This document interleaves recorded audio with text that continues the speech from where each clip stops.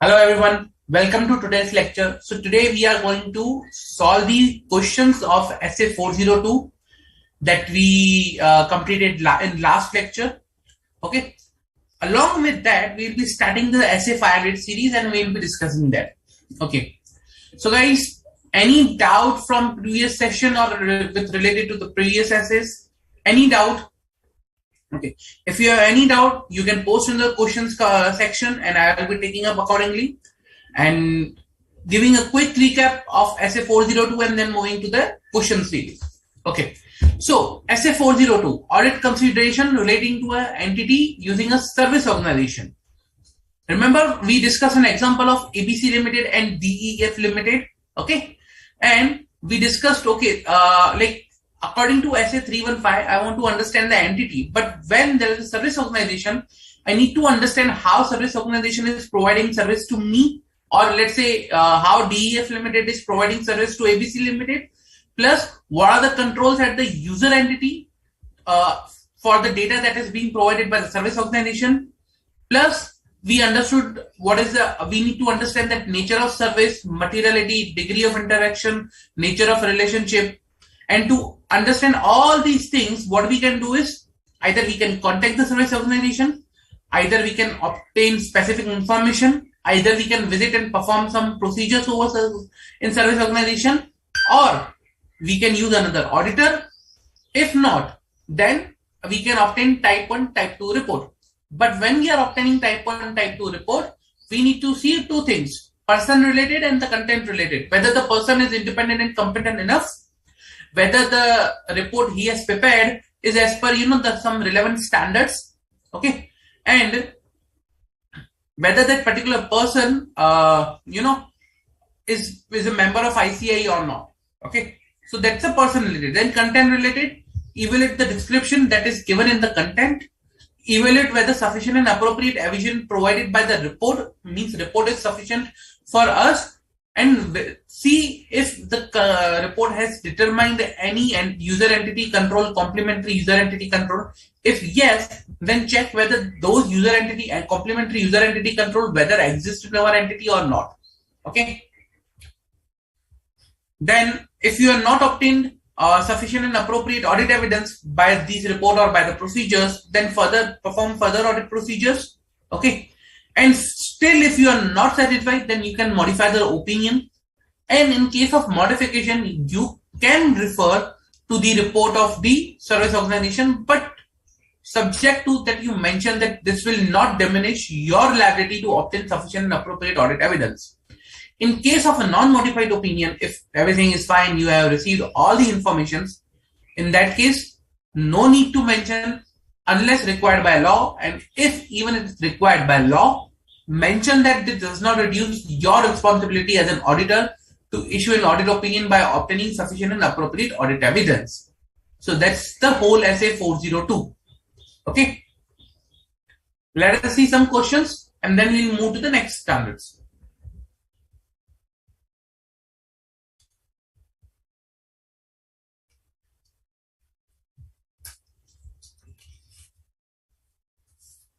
Okay, so first, Mr.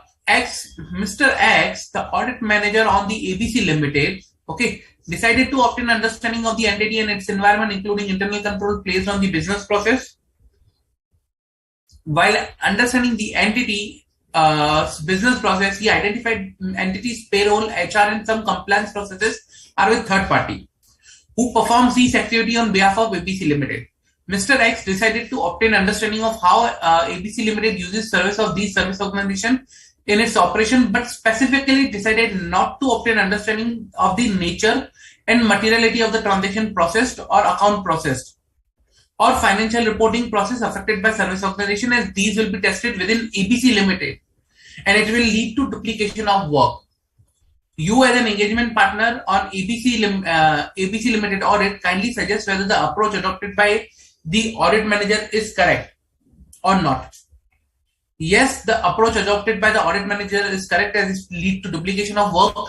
No, it is not necessary for auditor to obtain understanding of the nature and materiality of the transactions. processed or account process or financial reporting process affected by the service organization, and these are critical to understand the entity's environment?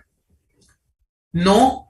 Service organization as a third party and appropriate external confirmation should be obtained as per SA 505 instead of understanding how the ABC Limited uses the service of service organization. Yes, the approach adopted by the audit manager is correct and he's already taken pre-approval from management regarding the said approach. So what is the correct answer in our case?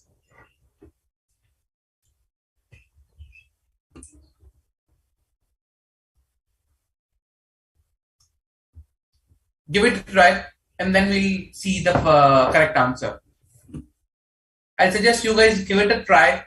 Try to answer, read the question, and accordingly you can select any one, but we have already discussed this particular thing. It's pretty easy.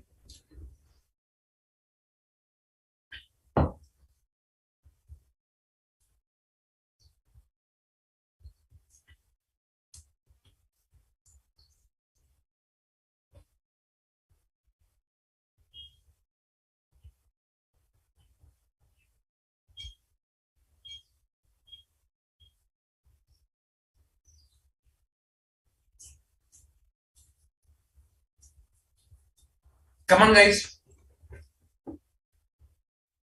You can give it a try. See, understand why, what is the question asking? Okay, why the audit procedure has been selected? What is the audit procedure that we are talking about? And if you understand that particular thing, then you'll be able to answer the question itself easily.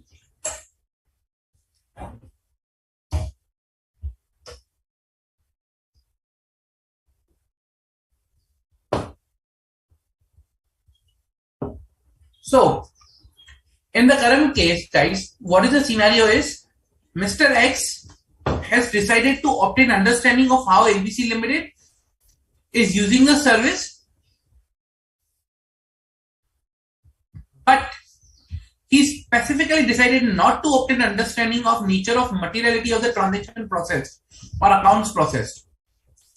Okay, he decided not to take understanding of these areas. Now, see, when we are taking the understanding of how we are using the service, we need to also take an understanding of the nature and the materiality of the transaction process. Remember, we discussed yesterday how material the transactions are, what kind of transactions that are being processed by the entity. So all these things are required to be understood while understanding the service that we receive from the service organization. And hence, the approach that Mr. X is following is not correct. The correct answer will be no.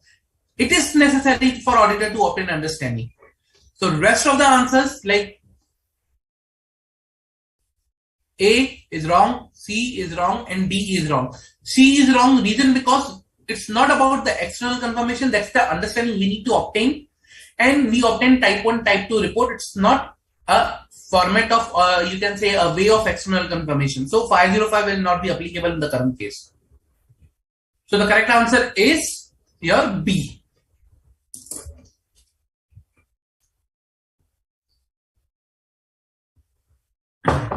Any doubts, guys? No? Then let's move forward. Okay. One of the questions asked in the exam. ENN Limited is in availing the service of AAPE Private Limited for its payroll operation. Payroll cost around 65% of the total cost of ENN Limited. Okay. AAPE Limited has provided the type 2 report as specified under SA 402 for its description, design and operating effectiveness of the control. AAPE Private Limited has also outsourced the material part of payroll operations, Messrs. SMP and Associate in such a way that SMP and Associate in sub-service organization to ENN Limited. The type 2 report which was provided by AAPE Limited was based on a carve-out method as specified under 402. Okay. Then C.A. Raman, while reviewing the unmodified audit report drafted by his assistant, found that the reference has been made to the work done by service auditor. CA Raman hence asks his assistant to remove such reference and modify report accordingly. Comment whether CA Raman is correct in removing the reference of the work done by service auditor. So here it is reference which is there by the service auditor. So let's see the answer. As per SA 402, audit consideration relating to entity using service organization, the user auditor shall modify the opinion in user audit report in accordance with SA 705. If the user auditor is unable to obtain sufficient and appropriate audit evidence regarding the service provided by service organization relevant to the audit of the user entity's financial statement, the user auditor shall not refer to the work of the service auditor in the user auditor report. Remember, we said that we are not required to refer to the work of the service auditor. And if we are supposed to, if law is requiring us to refer, or it is something, we need to refer, then it is our responsibility to provide that, to mention that it will not reduce our responsibility. So, containing an unmodified opinion over here. The user auditor shall not refer to the work of a service auditor in the user auditor report containing an unmodified opinion unless required by law or regulation to do so. If such reference is required by law or regulation, the user auditor report shall indicate that the reference that does not diminish the user auditor's responsibility for audit opinion, that is necessary. Thus, in the view of above contention, Raman is removing the reference of the work done by service auditor is in order in the case of unmodified audit report. User auditor cannot refer to the work done by service auditor. So, whatever actions CA Raman has taken are within the line and are appropriate. Clear?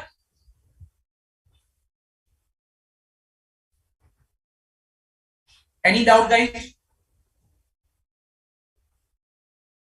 Okay. There is one more question that we will see. Okay. In the course of audit of Tech Limited, you observed that the processing of accounting data was given to third party on account of certain considerations like cost reduction, own computer working to full capacity. Okay. Then Tech Limited used the service organization to record transactions and process related data. As an auditor, what would be your consideration regarding the nature and extent of the activities undertaken by service organization as to determine whether those activities are relevant to the audit and if so, their effect on the audit risk? So you need to understand the service provided by the service organization and the relationship between both of them. Let us see. As per SA 402, audit consideration relating to the entity using a service organization, when obtaining an understanding of the user entity in accordance with the SA 315, the user auditor shall obtain an understanding of how a user entity uses the service of the service organization in the user entity's operation, including the nature of service provided, nature and materiality of the transaction process, degree of interaction between activities of the service organization and user entity, nature of the relationship between user entity and service organization, and based on above, the auditor will assess the effect of the audit risk and take necessary steps while conducting the audit. So these are the areas where auditor is required to look into while understanding the entity and its environment as per SA 315 and understanding the nature of the relationship between the service organization and the user entity.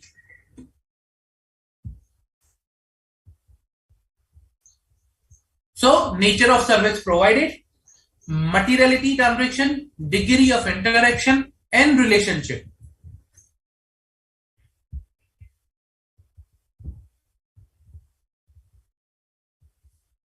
You can say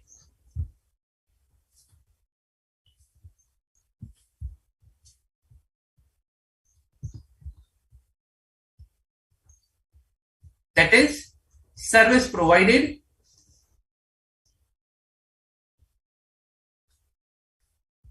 materiality of transaction processed,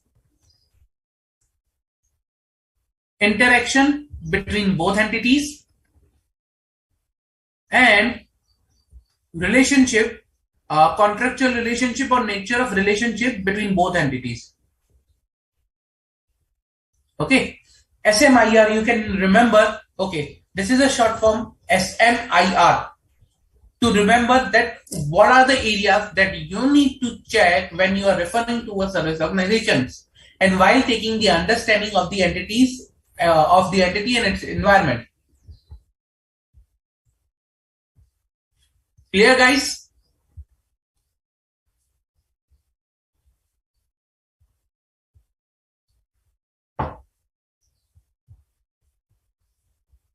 Any doubts? Any doubt related to this topic?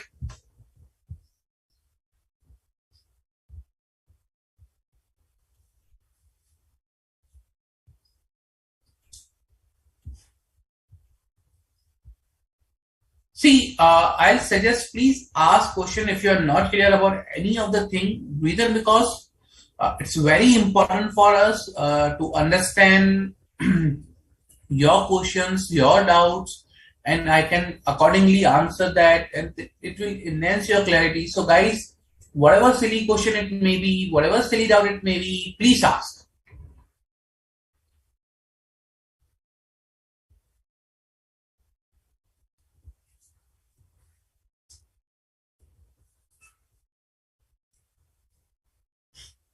Okay? No questions? Or at the later stage also, you can ask freely. There is, okay, if you think you don't have any question as of now, perfectly fine. Ask when you have at the later stage. That will be all good. Okay then. So this was SA 402 that we saw right now. Okay. What we can do is, let's shift to the next standard, SA 500.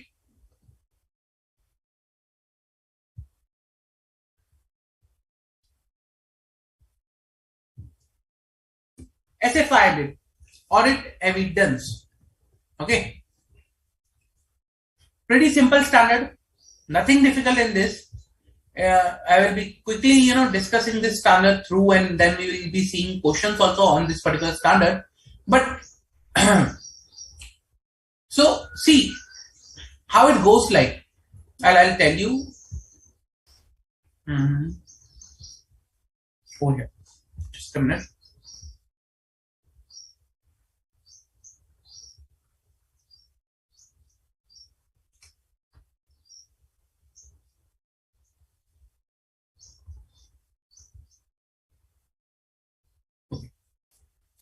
So to issue audit opinion,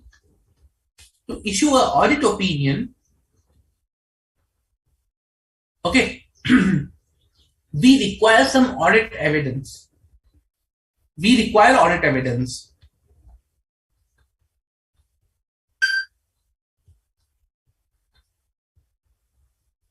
Now, when we say we require audit evidence, remember we were talking about, okay, the auditor is required to design and perform audit procedures so that he can obtain sufficient and appropriate audit evidence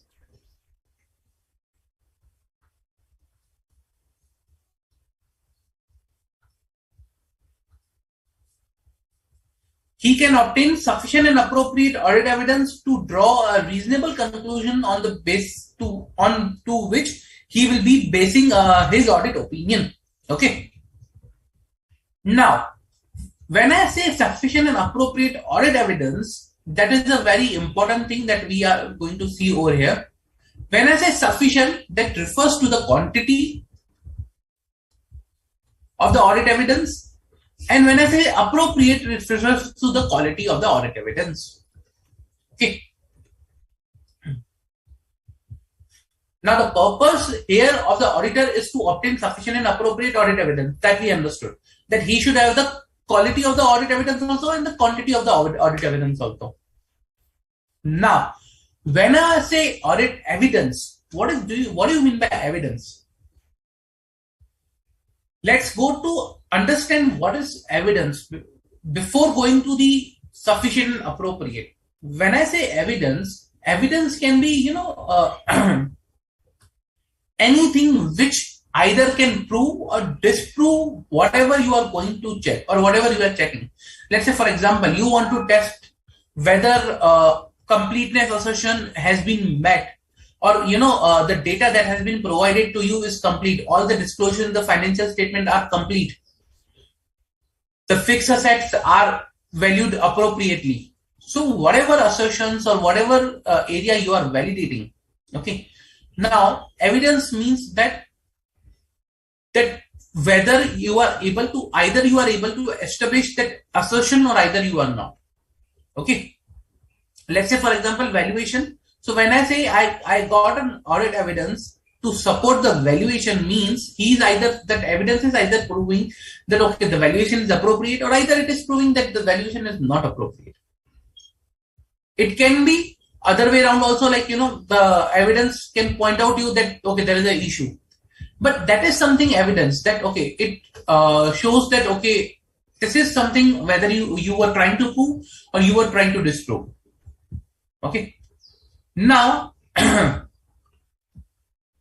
these evidences like information that is used by auditor in arriving at the conclusion basically. Okay, now when I say information, I cannot take any information as an evidence. So when I say evidence,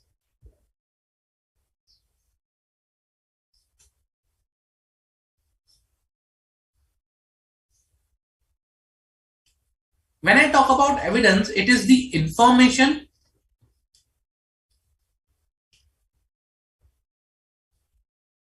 used by auditor,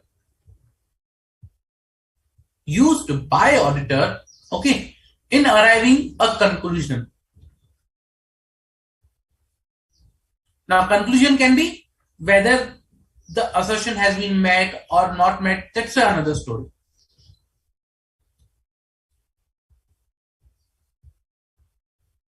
Okay,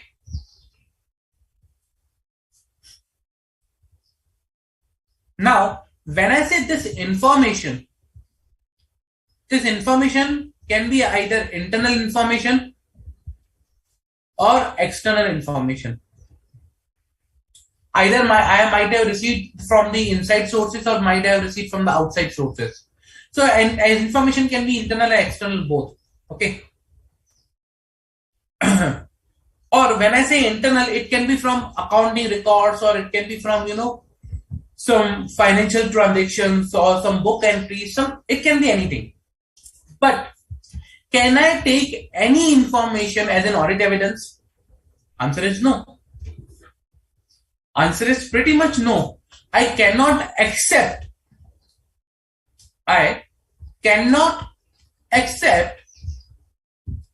any information as an audit evidence. And why? Reason because before accepting an information as an audit evidence, I need to check two things. First, whether the information is reliable. We call it reliability test. Okay, I'll check the reliability of the information. Second, I'll check the relevance of the information. Okay, whether the information is reliable or whether the information is relevant is very important to understand. Otherwise, what happens at most of the time, we accept the information as an audit evidence, but later on that is not a reliable information, or that's not a relevant information, which creates an issue with respect to the audit evidence itself. So today you are taking information and you are making information as a base for your audit opinion. What if the base, that information is incorrect or not relevant basically?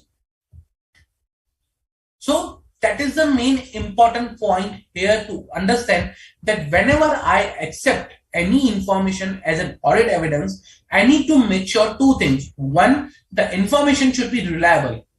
Okay. When I say reliability of the information, there are certain things that we say. Reliability of the audit evidence increases when it is obtained from independent source. So reliability will increase when it is obtained from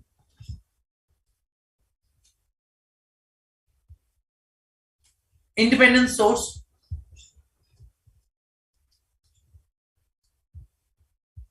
Okay, or outside the entity.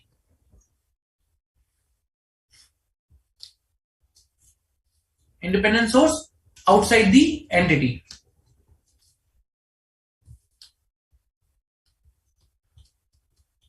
Okay. Again, the reliability of audit evidence increases. Okay, if that evidence or the information which is generally generated inside the organization has some controls around it, and those controls are effective. So information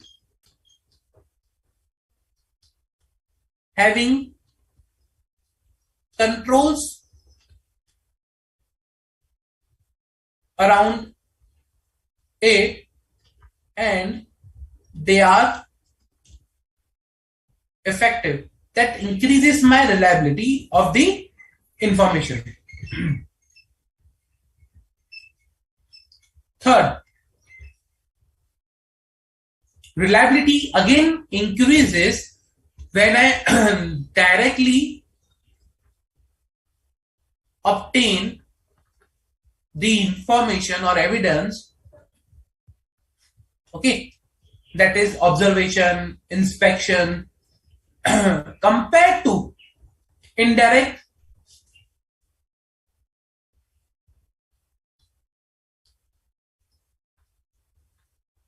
or / inferred evidence. Okay. Again, documentary evidence more reliable than the oral.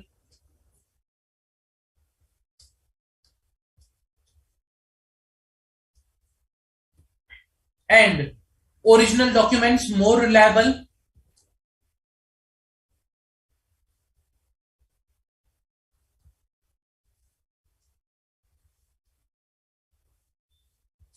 than copies.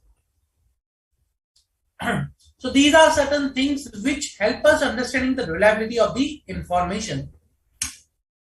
So when I say reliability means that the information can be relied upon. It is appropriate, complete, accurate. There is nothing which can prove that this information is not required to be used or this is incomplete. Okay. Now when I say relevance, what is relevance? Relevance means logical connection of the information for the purpose for which it is obtained. Let's say, for example, I have obtained the information, let's say, for the purpose of ensuring the valuation of my fixed asset. So relevance deals with logical connection. Okay. Logical connection of the information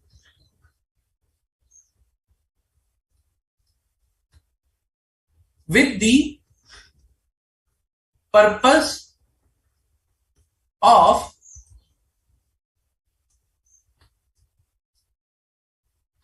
audit procedure. Purpose of the audit procedure. Now, for example, when I say fixed asset valuation, okay, now I want to establish something with respect to the fixed asset valuation. For example, valuation assertion of fixed assets. I want to look into that. But what I did is I obtained information. Which information? Listing of accounts payable. Listing of accounts payable. I obtained this information. Are they two related? Like, can I establish a valuation of fixed asset through listing of accounts payable? Listing of accounts payable can be an evidence to ensure my completeness of the accounts payable. I'm not denying that this is not an evidence. I'm not denying it is not reliable, but is it relevant for that particular audit procedure? That is something, a logical connection of the information with the purpose of audit procedure. That's the relevance I'm talking about over here. So here, this is not relevant. No, this is not relevant.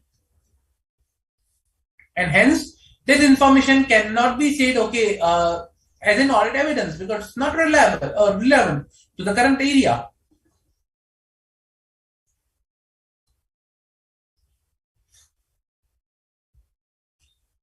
Clear? Any doubt till now?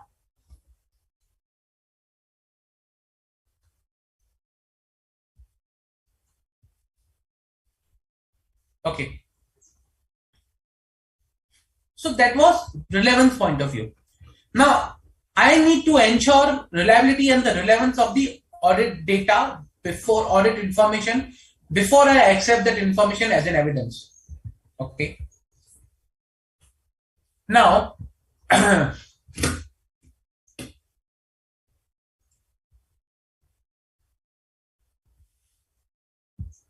whenever I obtain information as an to be accepted as an audit evidence, what I need to do is I need to make sure that audit evidence that I'm obtaining or the audit evidence as I'm relying upon should be accurate and complete.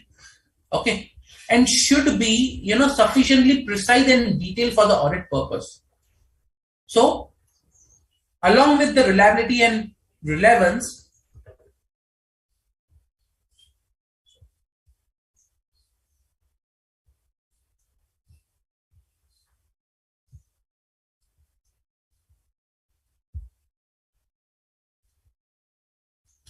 what I need to make sure is that information, information that I'm using as an evidence should be accurate and complete, plus that should be sufficiently precise,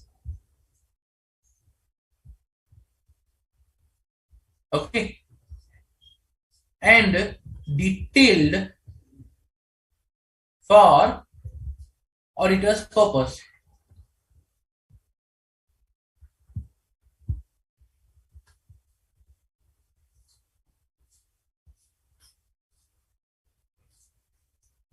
So should be accurate and complete and should be precisely, and detailed for the auditor purpose. Then only I can accept that information as an audit evidence.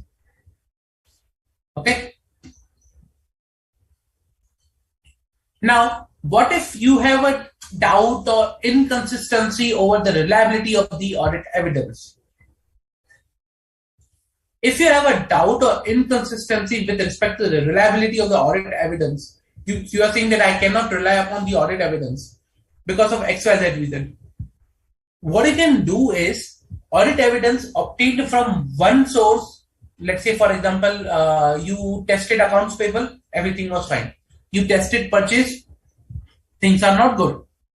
So audit evidence obtained from one source is not matching with the audit evidence obtained from another source. Okay. Or auditor has doubt over the reliability of the information of the audit evidence. In that case, you need to perform additional procedures to gather more evidence. Okay. So that you can either establish the reliance on the audit information or audit evidence or either you can disregard and say, okay, there is an issue, that's why there is an inconsistency and you need to modify your opinion. Clear?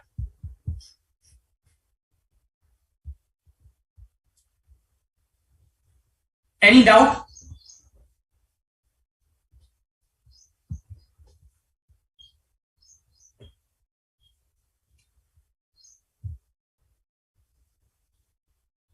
Good. Okay. So now, one more area that we need to see other than the audit evidence is the management's expert. So for example, at time management will hire their own expert, okay, to perform some work, to perform some procedures, and to generate some evidence or some data that will be given to you for your audit purpose. In that case, okay, what you are required to do,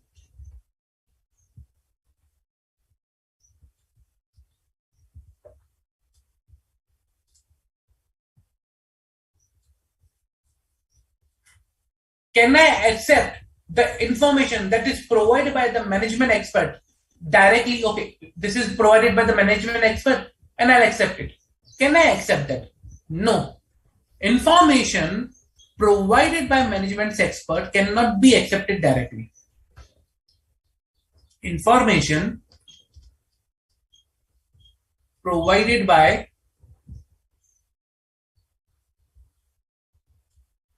management's expert, okay, I cannot be accepted as an audit evidence directly.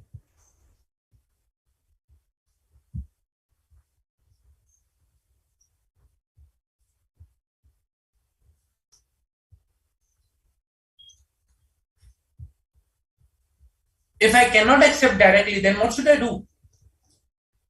So I need to perform some procedures over the information that I need to use as an audit evidence, which is prepared by the management expert. Okay, to the extent that I can establish that, okay, the expert's work for the purpose of audit, okay, the expert was competent. So I need to evaluate the competency of the expert first. I need to understand the capability of the expert. Okay, and objectivity of that expert.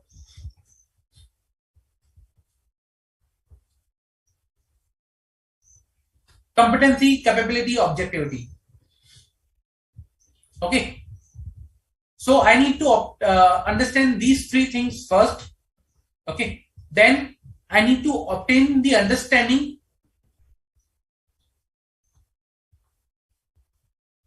of work performed.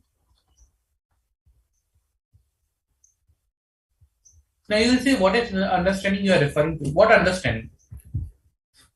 Understanding in sense of what we can do for the understanding. Let's say it's a management expert, he has performed the work. What understanding I can refer to here?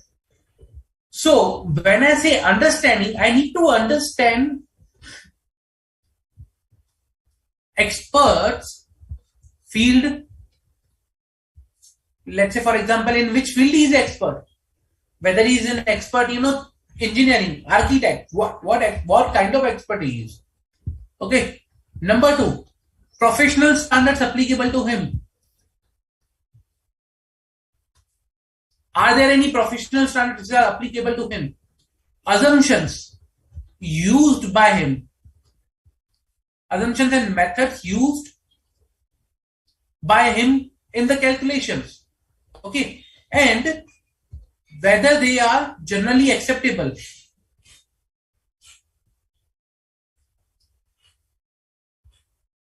Generally accepted assumptions and methods. Then nature of data that has been used by the expert.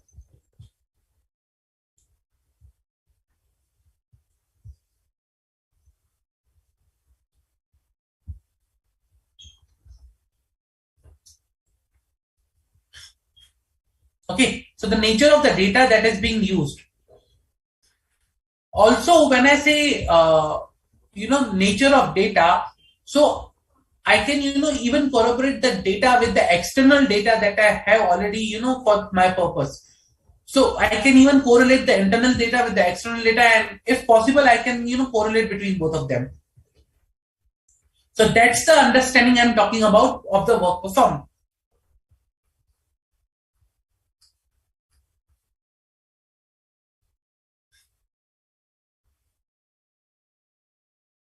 Also, I can go and check the relationship between the management and the expert, like nature and scope of the objectives of the expert's work, respective roles and responsibilities of the management within the work, then the nature, timing, extent of the communication between both of them. Okay, then I can say relevance and reasonableness of the expert's finding and conclusion. If the expert work involves the use of significant assumptions, then relevance and reasonableness of those assumptions.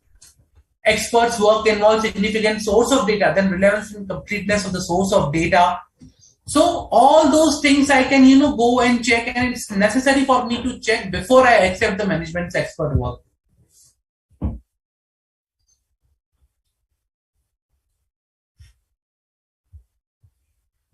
So that's the thing that is required to be done when we are requiring or we are relying upon the work performed by management's expert. And the third part, that second was understanding the work performed. Okay, and the third is evaluate the appropriateness of the expert's work as audit evidence.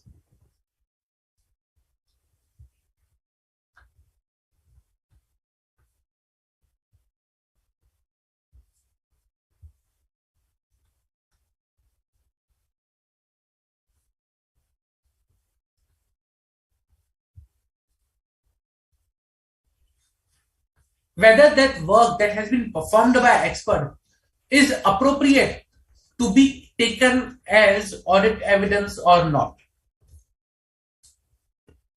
So that's something I need to understand with respect to the expert's work.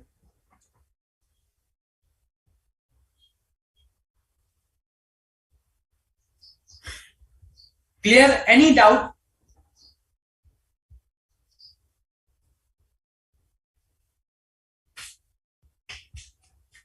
Okay, I'll ask you one question.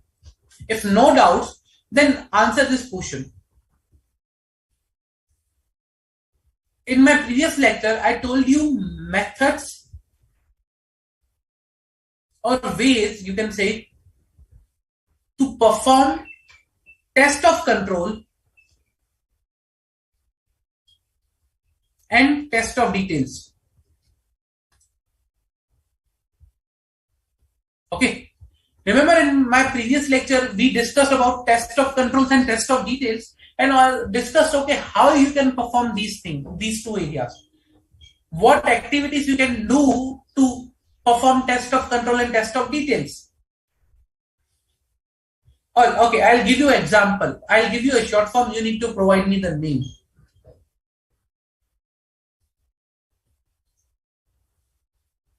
Something like this we discussed for test of controls. And there was something additional for the test of details also. So, who can tell me what was that? Come on, guys. Who can tell me what was that? What I'm referring to over here?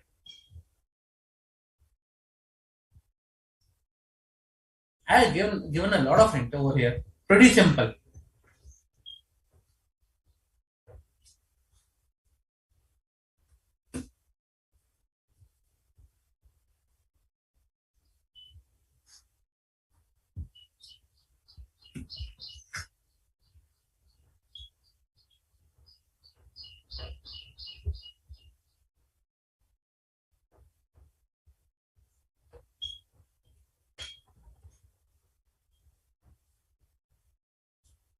Come on guys, pretty simple. I provided you the hint also that we discussed in the previous lecture, and this is very important to understand.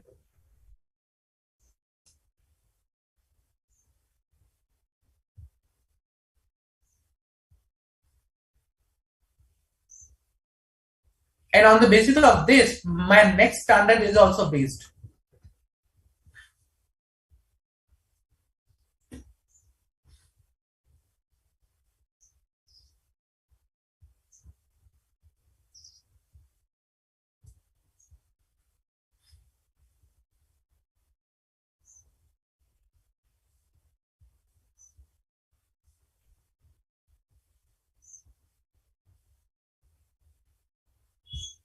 So, when I say this particular term, I mean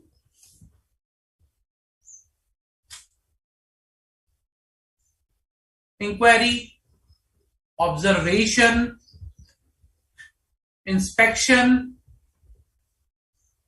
Okay, inquiry, observation, inspection, and R for re-performance. Remember something we discussed that in my previous lecture also? Let me show you.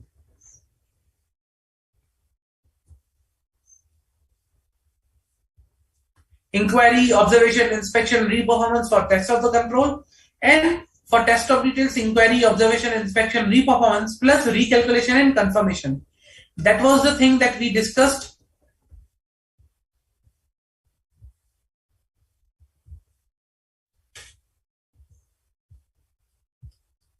And same, I'll be replicating plus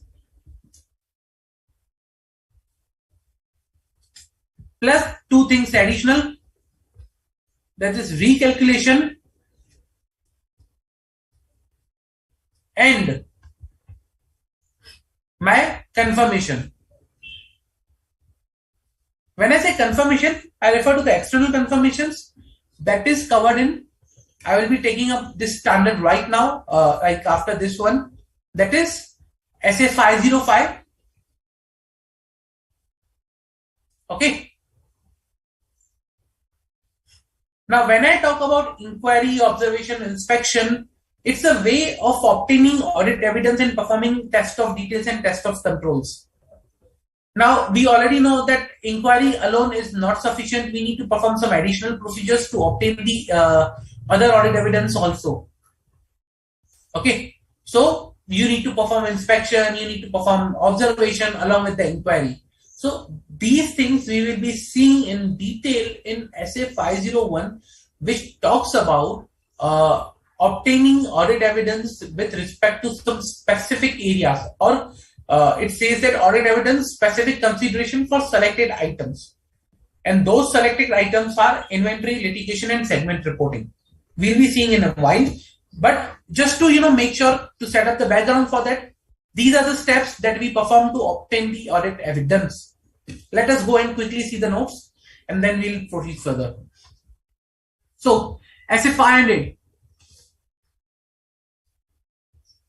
audit evidence.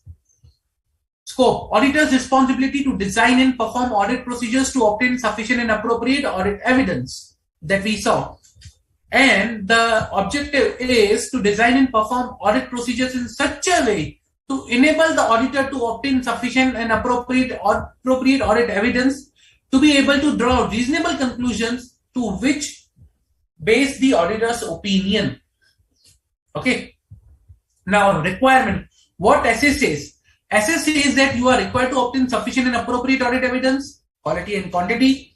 Consider the relevance and the reliability of the information to be used as an audit evidence.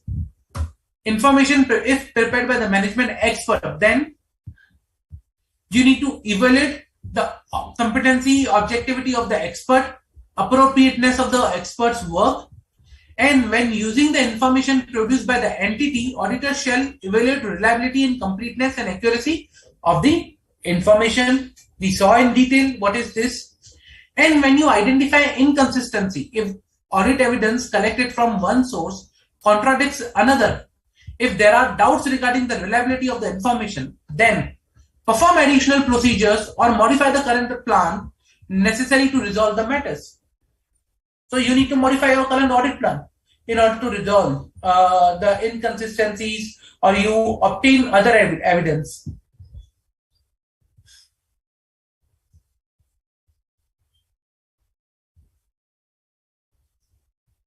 Okay. So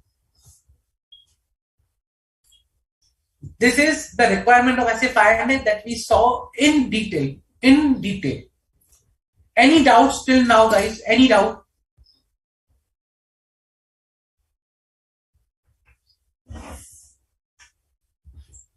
Before I proceed to the questions for this particular essay, any doubt?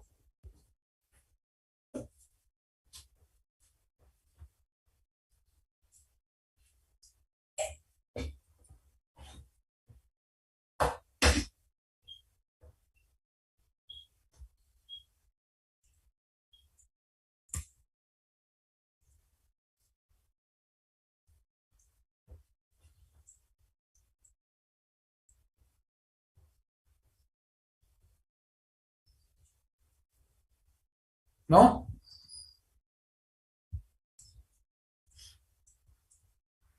Okay. If no further doubts, then let me move forward and let us solve some questions for this particular standard that will help us in obtaining much more understanding of this standard. Okay. So let me bring up the question over here.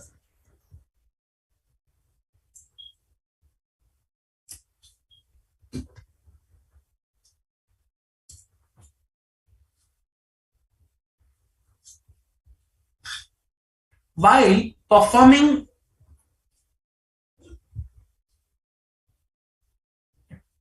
the test of total sales for the period, okay, the engagement manager of the audit team decided to perform a recalculation of the total sales by multiplying the standard product to the total sales volume. While performing this procedure, the engagement manager was of the view that no further additional procedures are required to be performed to validate the total sales, as the said data is already used to generate the audit evidence.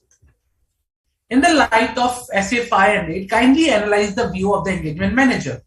When using the information produced by the entity, the auditor shall evaluate whether the information is sufficiently reliable for the auditor's purpose, which includes obtaining audit evidence and about the accuracy and completeness of the information.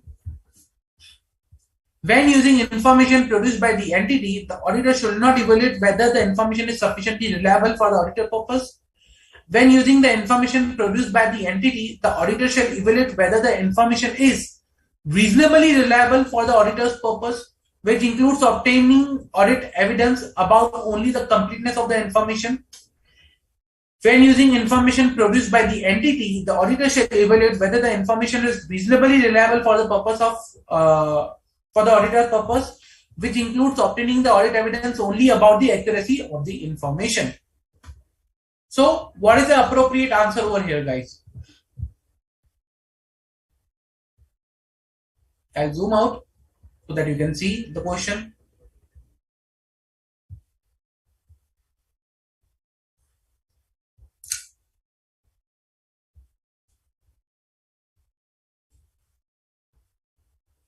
Thank you, Ms. Ramya.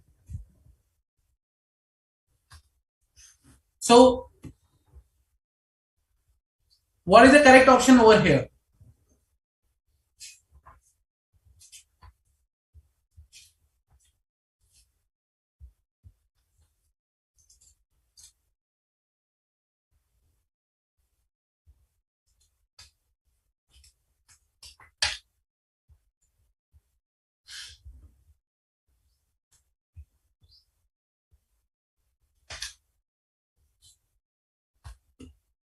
Come on, guys.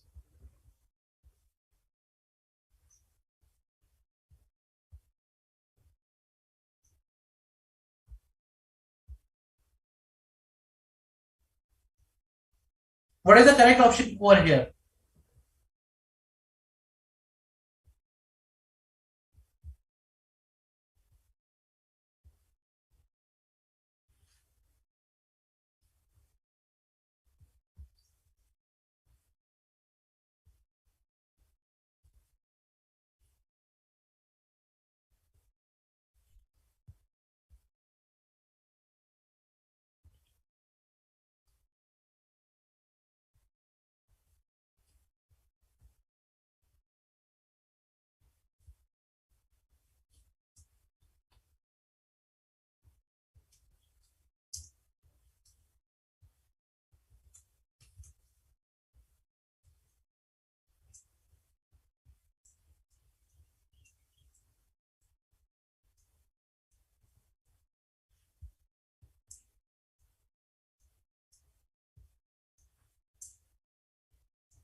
So we have the answer is the same that we discussed as of now.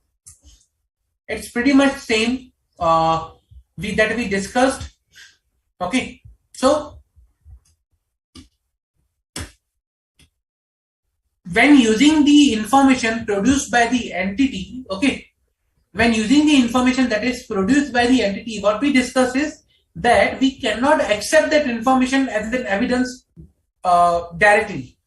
We need to ensure that information that is produced by the entity, okay, is accurate and complete. It should be reliable, okay, it should have the relevance. So if you see here, the B option says we are not required to evaluate. It is wrong. We are required to evaluate. We cannot accept directly. C says you need to only ensure completeness. That is also wrong. D says you need to only ensure accuracy. That is also wrong.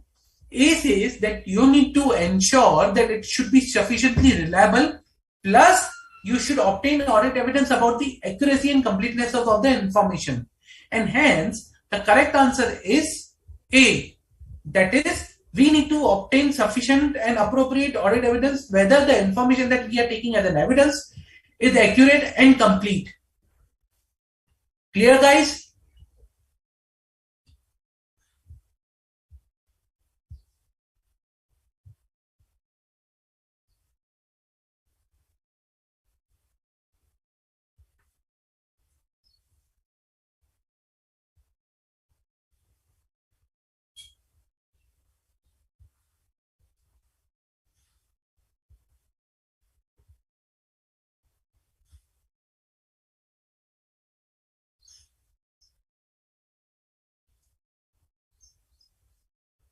Any further doubts?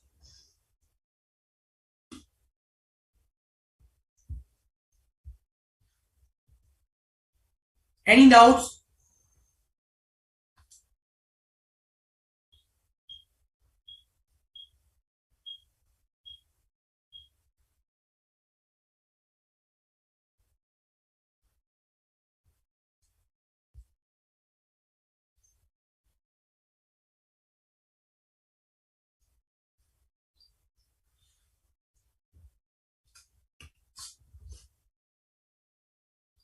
Okay.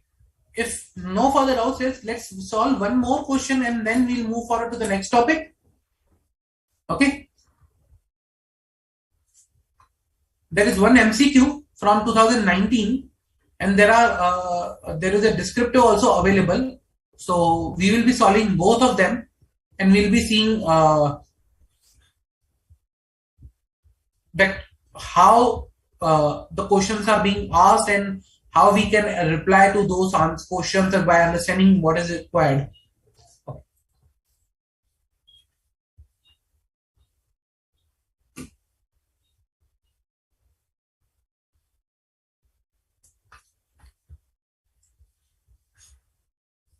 You are an audit senior at the Garcia & Company and are currently performing the final audit of Bingham & Company for the year ended 31 March 2018. The company is a manufacturer and retailer of table lamps. The current audit senior is ill and you have been asked to complete the audit of payroll in their absences. On arrival at the office of Bingham & Company, you determine the following data for the review of the current year and prior year audit files. Okay. So at 31st March 2017, the company had 350 employees. On 1st April, 10% of the staff were made redundant, effective immediately due to discontinuation of a product line. On June 1, all the remaining staff received a 5% pay raise. Over the course of the year, sales level met performance target, which resulted in a fixed bonus of Rs 8,000 being paid to each employee on 31st March 2018. The following audit evidence has been gathered relating to the accuracy of the wages and salaries of the company or the auditee.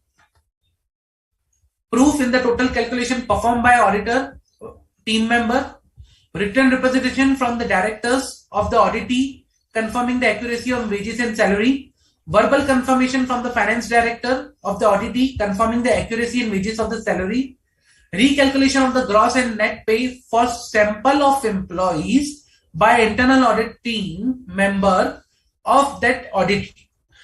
Now you need to arrange this particular information in a most reliable first and least reliable being the last.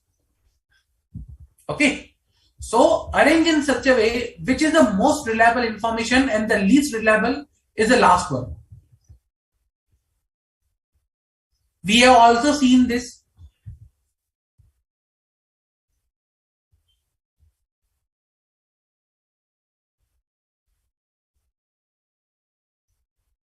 So which is the most reliable audit evidence here and the least reliable audit evidence? You need to arrange in a order. 1, 2, 3, 4 are the audit evidence. What is the correct option?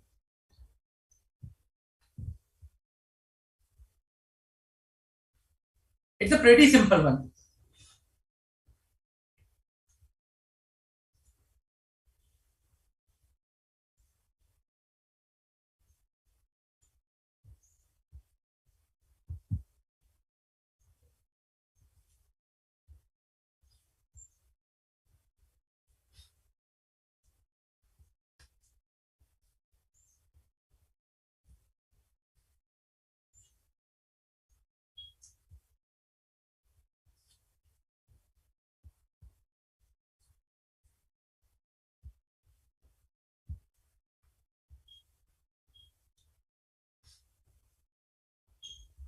Come on guys, pretty simple.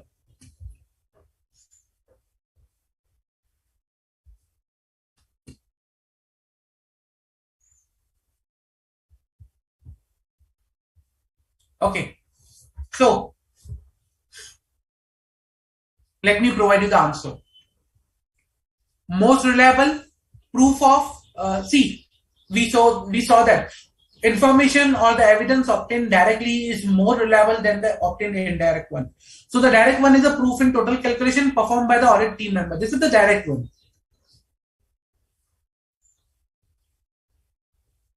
Hence, most reliable. This will be first.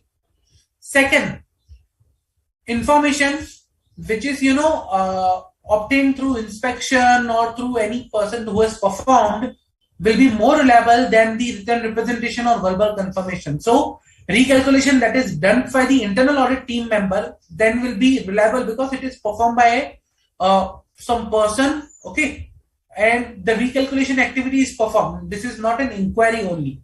So this is second number. Third, written is more reliable compared to oral. So this is written, this will be third, and the oral will be fourth. This is the 1, 3, 4, 2 will be the correct sequence for the reliability.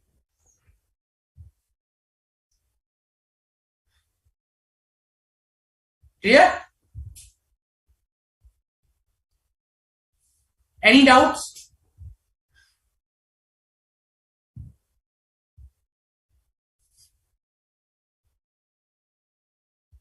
Any doubts, guys?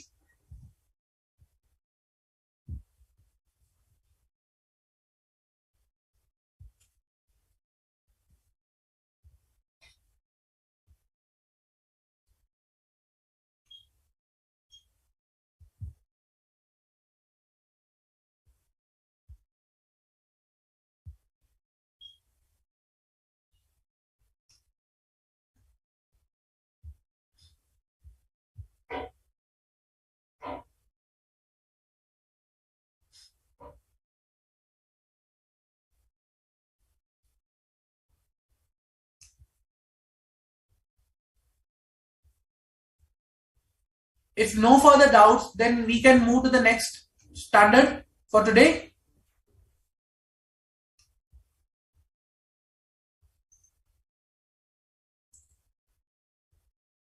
Okay.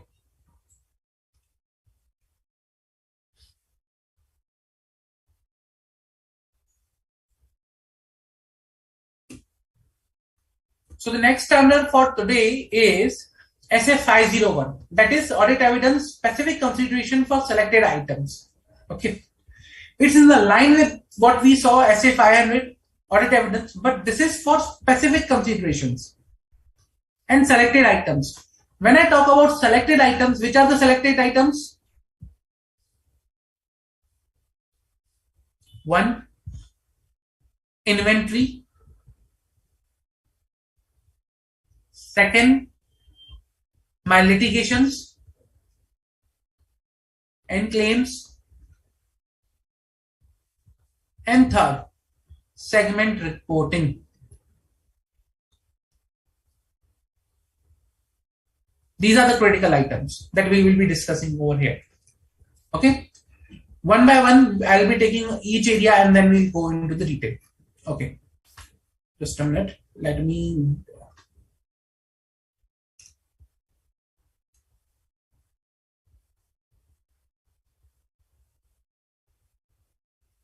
create a division over here.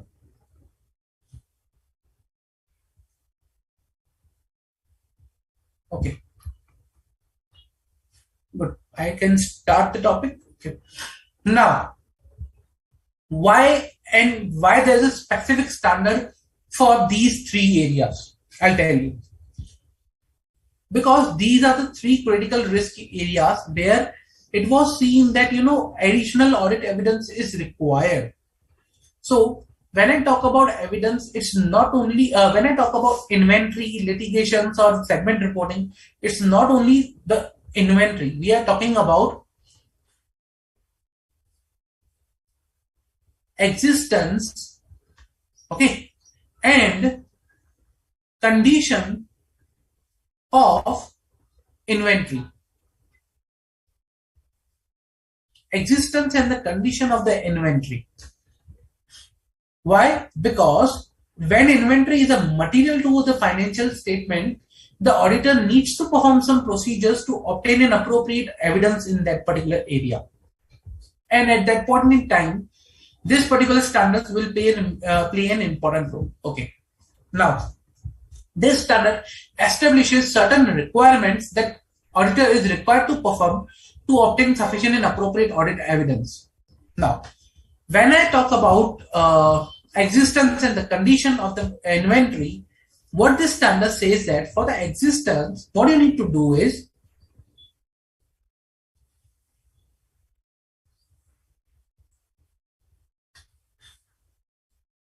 first, the standard says that attend the physical count. Okay. Attend the physical count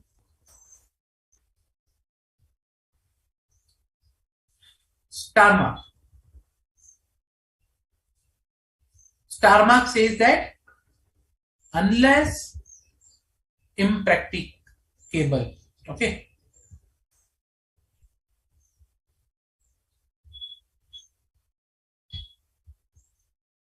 Unless impracticable. What is impracticable? That's a very, very good topic to discuss. Okay. What we mean by impracticable? It is whether it's impracticable to attend the physical count. It is feasible. So what is impracticable? We'll see with a question. Let me see. Just a minute. Let me bring it on the screen. Very important question. That's this will clear out that the particular topic of whether this is practicable or impracticable.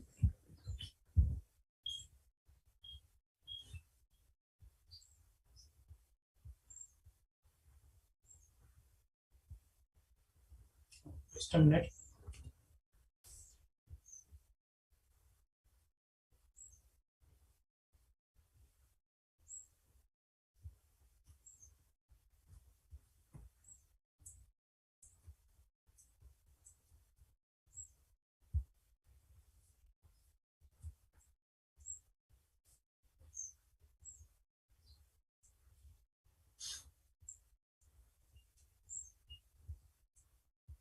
Okay.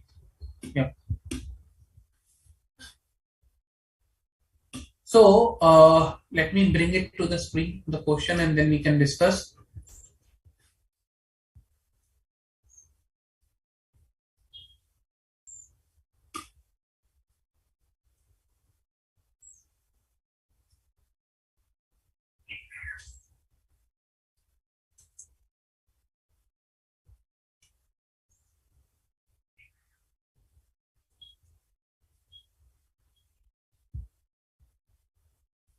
Okay. Foxy Limited supplies Navy uniform across the country. The company has 3 warehouses at different locations throughout the India and 5 warehouses at the borders. Okay, 3 warehouses, different location, 5 at borders. The major stock are generally supplied from the borders. This particular company appointed this auditor to conduct its audit for the financial year 2021.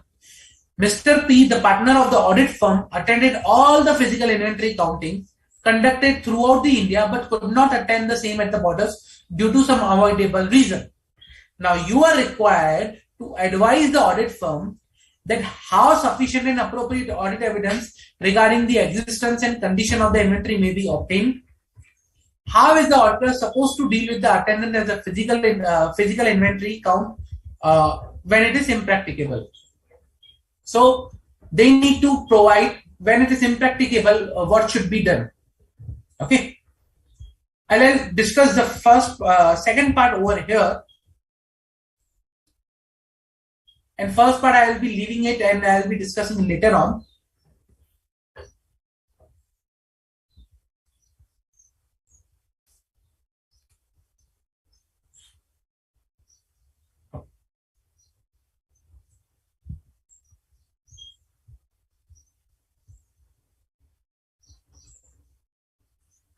Attendance of physical inventory counting not practicable or impracticable. In some cases, attendance as physical inventory counting may be not possible or not feasible. This may be due to factors such as nature and location of the inventory. For example, where the inventory is held in a location that may pose threat to the safety of auditor.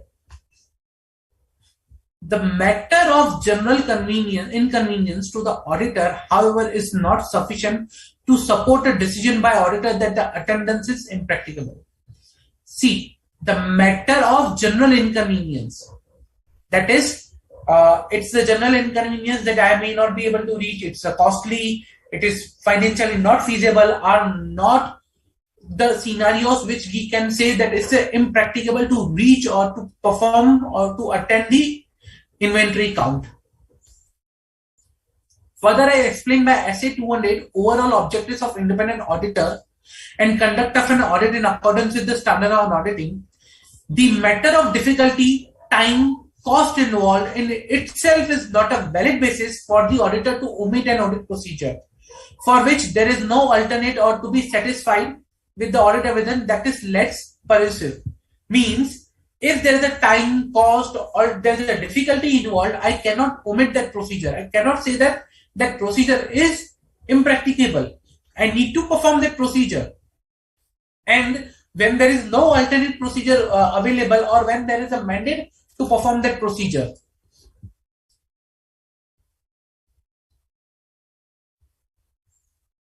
So matter of time, difficulty, cost is not a valid basis to say that this is impracticable. Further, where attendance is impracticable, alternate audit procedures, for the example, inspection of the document of the subsequent sale of specific inventory item acquired or purchased prior to the physical inventory counting, may be provided and with sufficient and appropriate audit evidence about the existence and condition of the inventory. In some cases, it may not be possible to obtain sufficient and appropriate audit evidence regarding the existence and condition of the inventory by performing alternate audit procedures. In such a case, SA 705 modifications to the opinion in an embedded auditor's report require the auditor to modify the audit opinion in the auditor's report as a result of scope limitation. So, from this way, we can understand what is meant by impracticable. Time, cost, difficulty cannot be said as an impracticable. Clear? So, attend physical inventory counting unless impracticable. And while attending, what you need to do is you need to evaluate management instructions. Okay, what are the management instruction and procedure for recording and controlling the entity's physical count? So management instructions on physical count.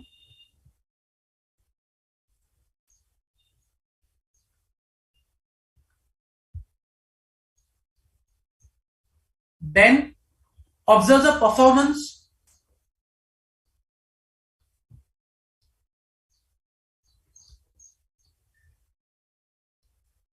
of physical count. I'll use physical count as a PC for this particular notes, so it will be easy to write it down. Inspect inventory.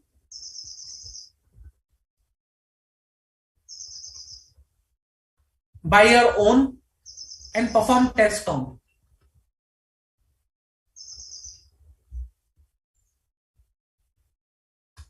Okay. So this is you are required to perform. Attend the physical count. Then what you are required to do is perform audit procedures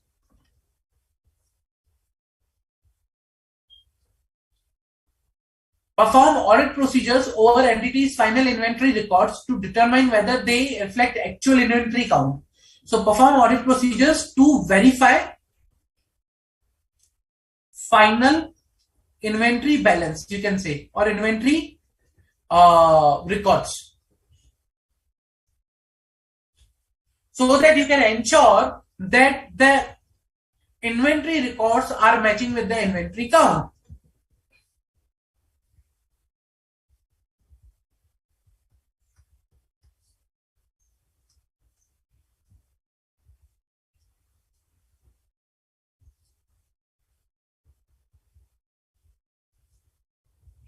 Okay, so these two things you are required to perform. Okay, now what if your count date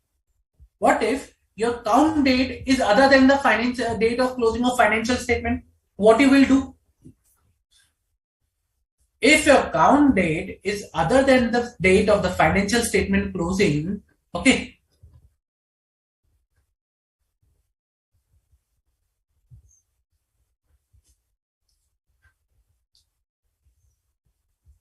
then how will you match that the physical count data is matching my inventory final records? You will be not able to match. You need to match the physical count with the final records, but you will not be able to match because you perform the count at some other date and the financial closing or the final inventory records show something else or are of some other date. Then what you need to do is you need to perform additional procedures.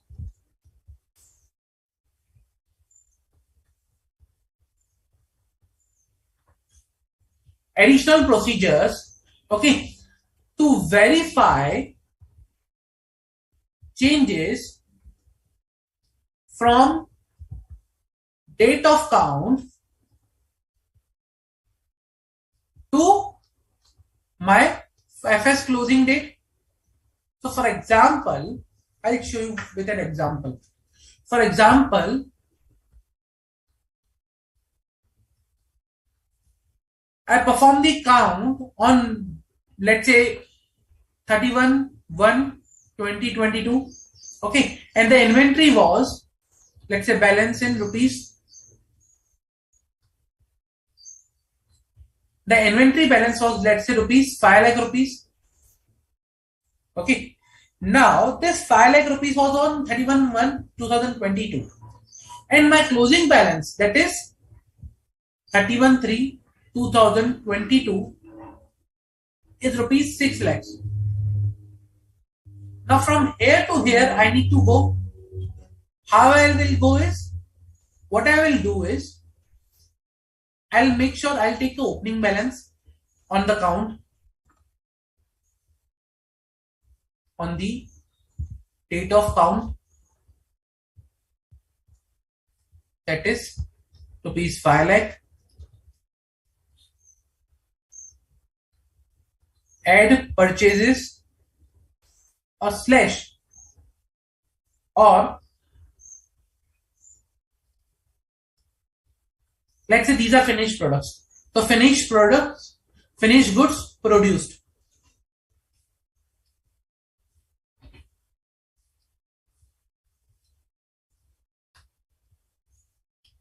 Okay. Let's say during the year the purchases of finished goods produced were rupees, let's say 6 lakhs for this particular period. Period I'm talking about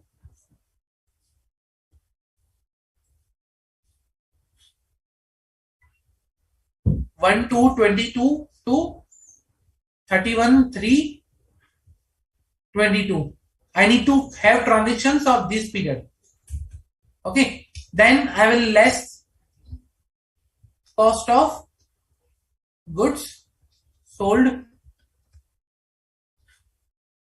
I will be reducing the cost of goods sold, let's say 5 of same period.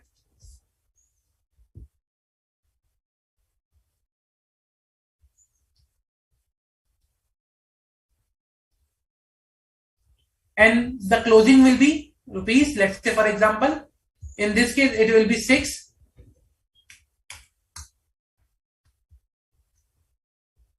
That should tie with my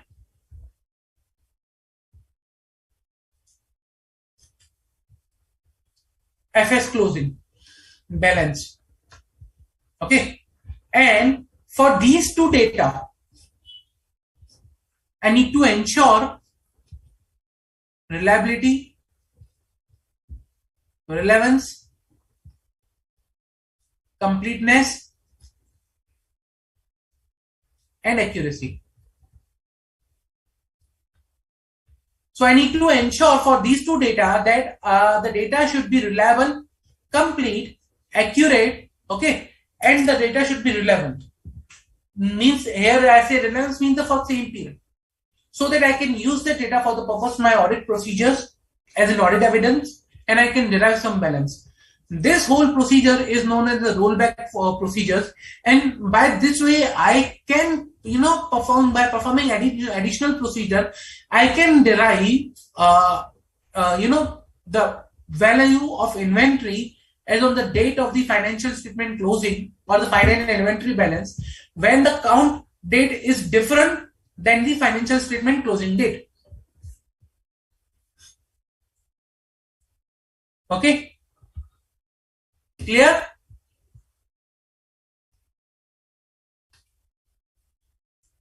Now, if auditor is not able to attend physical count,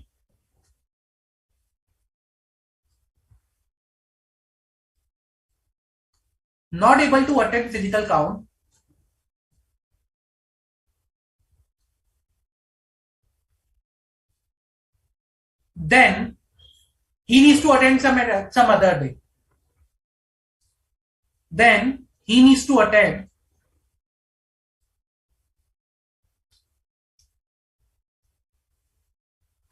at some other day. Why? Because we need to ensure that management instructions are appropriate for physical count. We need to ensure that we need to observe that how management is performing the physical count. Okay. By these two things, I can, get evidence on attending count some other day. But for these two, I need to perform additional procedures because I was not able to attend the count on the that was for the financial statement closing period. So I need to perform additional procedures. So that's the only I'm mentioning over here. That if I'm not able to perform the count due to some unforeseen circumstances, I shall observe some physical counts on alternate date and perform alternate audit procedures for the rest of the transaction. Plus perform additional audit procedures.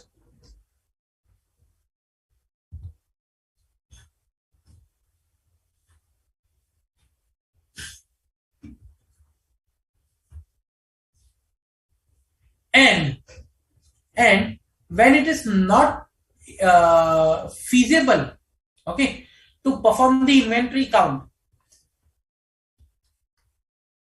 not feasible to perform inventory count,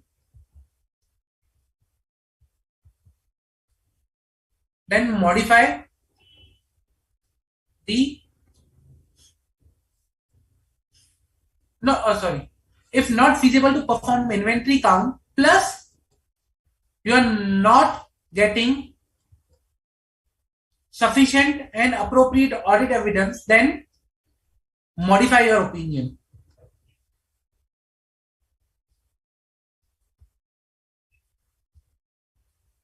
Reason, because we are not getting the evidence available. We are not able to perform the count because of some issues. We are not able to get additional audit evidence, sufficient and appropriate audit evidence by performing additional procedures. Hence, there will be a limitation and we need to modify our opinion. Okay. Now, what if the inventory is with third party?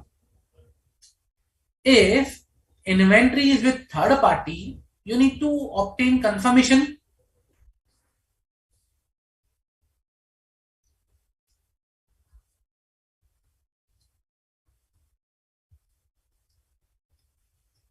So when the inventory is with the third party, simple. Obtain confirmation from third party.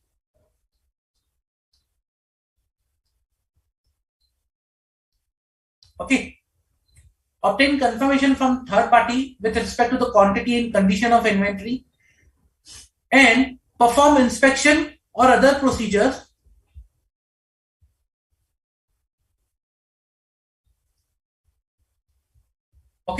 perform inspection or other audit procedures which are appropriate to ensure that the inventory is lying with the third party, so that you can ensure the existence and the conditions of the inventory. Clear with respect to inventory, guys? Any doubt with respect to inventory?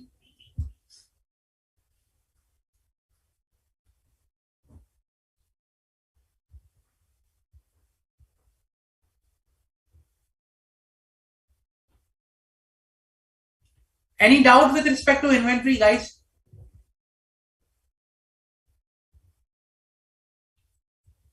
Okay, so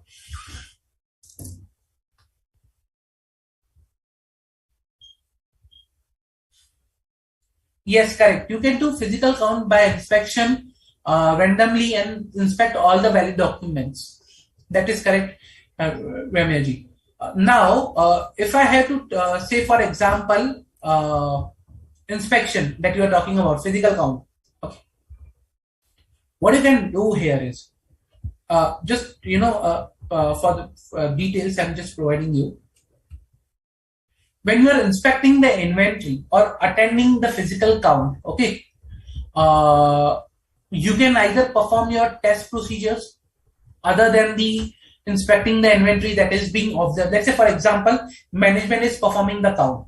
Okay, you can go, you can assist, and you can also inspect the inventory, whether the inventory exists, what is the condition of the inventory, obsolete, damage, what is the aging of the inventory, whether the inventory is already sold out and lying in our warehouse or our storage house or not. You can perform that inspection.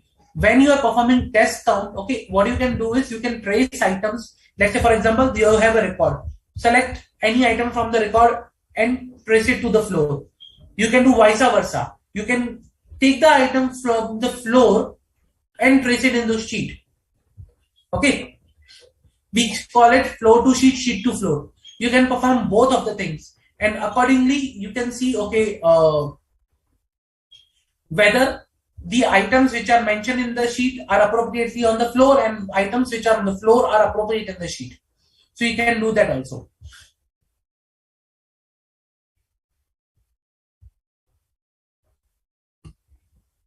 Any further doubt, guys?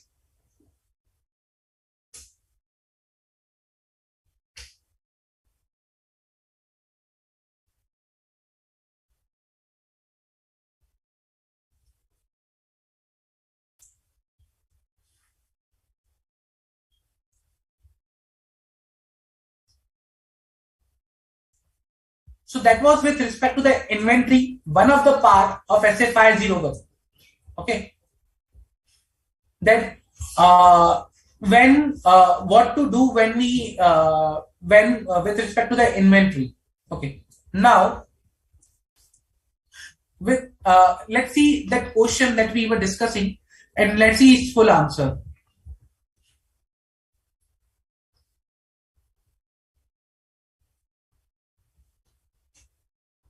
Just a minute.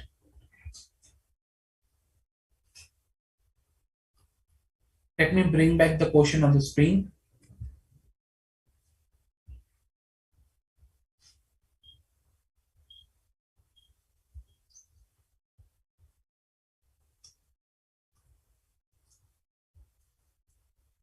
Okay.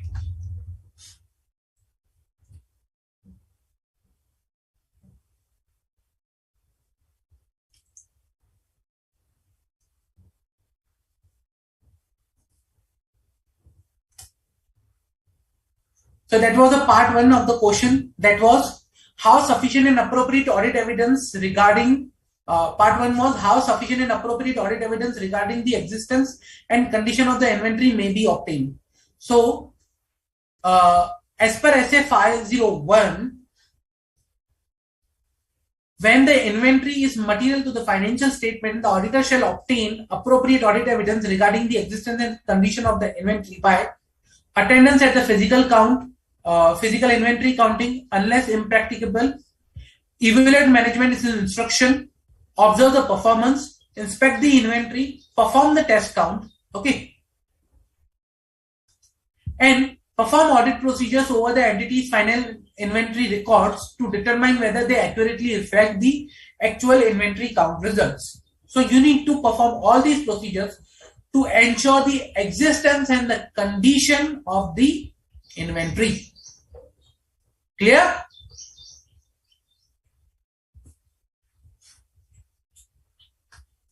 Can say that is evaluate management instruction, observe, inspect, and perform with respect when you are attending the physical count. Clear? Okay. Let's do one thing. Let's take a quick 10-minute break and we'll gather back and we'll continue with the litigations and the segment, and the next chapter is external confirmation. Okay. Let's take a quick 10-minute break.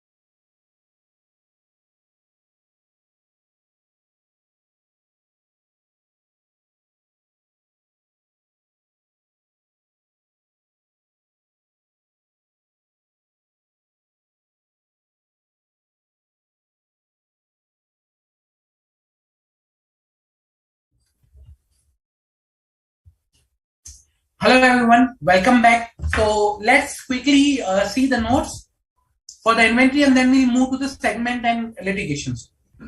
Okay, so inventory. If material, attend physical count unless impracticable, evaluate management's instructions and procedures of count, observe management's physical inventory count, okay, that we are required to do, inspect inventory and its condition, re-perform inventory count or test counts. If inventory count is performed at any other date or inventory count was not feasible at closing date, then perform count at other date and then perform additional procedures that we saw. If not able to perform additional procedures, then modify the opinion. For inventory with the third party, which is material, request third party confirmation for existence and condition and perform inspection and other procedure if possible to ensure that the material or the inventory is with the third party. That is with respect to the inventory. Now, moving to the next part, that is the litigation. Litigation is pretty simple. Okay. So, with respect to the litigation, let's go quickly to the notes. Perform procedures, okay, to identify the litigation and claims which may give rise to risk of material misstatement. Now, with respect to the litigation, what we are required to do is we are required to perform procedures, okay, to identify that which litigations, can give to the rise of the rise to the risk of material misstatement, okay, and whether there are any litigations which are critical in the nature or not. For that, what we need to do is inquire with the management or in-house legal counsel. In-house legal counsel of the management or of the auditee. Inspect the minutes of the meeting of those charged with governance and internal and external legal counsel. Okay, so it may happen that management might have hired the legal counsel and they are conducting meetings with those charged with governance and they are conducting meeting with management, and you might be having records of those minutes. Inspect those minutes because in those minutes they might be discussing some important litigations that are critical to the nature of the that are critical to the auditee or the entity itself. So by reviewing, inspecting minutes, you will be able to identify. Inspect and test legal expenses. Now, why? Reason because when you will test legal and professional expenses in invoice, you might come to know that okay, they might have had, for example, in one of the cases, what happened is we were testing legal expenses. They were having in-house legal counsel for that particular entity. However, while testing, we came to know that they have hired external counsel who is, let's say, involved into who was expert in the data privacy laws. Okay. And we were wondering why they hired a data privacy expert or the lawyer and why they are paying so much heavy amount to him. So we went and inquired with the management why you have hired this particular data privacy lawyer and counsel, or what sort of services you are taking from him. Initially, management was reluctant to provide the information, but when we gathered the information from various sources like minutes, legal invoices, we asked for the agreement, engagement letter with that counsel, and from that we identified there was some issues with respect to the data privacy. There was a breach of data privacy for which they were facing charges, or there was litigation going on not in India but outside India, okay, in the Euro region. And that was something for which they hired the counsel over here to assess the impact of that particular data breach and what could be the penalties that they might pay in that particular region. Okay, to assess that, they hired a counsel here in India. So from that, we identified, okay, there is a litigation going on in some other region for which a counsel has been hired in India and they are paying an amount to that particular counsel.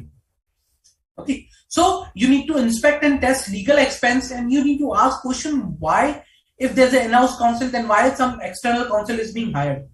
Inspect what type of counsel they are hiring, what type of advocates, lawyers or persons they are hiring, what amount they are paying to them, what is the description of the invoice that is mentioned, and from that you can get a detailed information about their legal expense. If auditor has assessed the risk of material mistreatment is present in the litigations and claim, then communicate with the external legal counsel. Okay. Ask management to provide you ask management that okay, you need to share, let's say, inquiry to the legal counsel, and you want to communicate to the legal counsel. So you need to ask management, okay, please provide a letter of inquiry that is, that is approved by you, that we want to, inquire with the your legal counsel to understand your litigations and claim. Okay. So management to provide letter of inquiry, which is sent by the auditor to the legal counsel to communicate directly to the auditor, that please communicate to us and provide the detail, what are the litigation and claim going on. Okay. If management refuse to give you that that permission or letter of inquiry, okay, or if management refuse you to meet or communicate with their legal counsel, then what you can do is you can either perform some additional procedures in the current case. Okay, whatever additional procedures you might be have available, you think that is appropriate in the scenario. Okay. Or what you can do is you can modify your audit opinion if you are not able to obtain sufficient and appropriate audit evidence. Okay. So if law prohibits direct communication, or if management refuses to provide letter of permission to communicate, or external legal counsel denies to respond after receiving the letter of inquiry, then perform additional procedures to gather sufficient and appropriate audit evidence. If auditor is unable to gather evidence, then modify your opinion as per SA 705.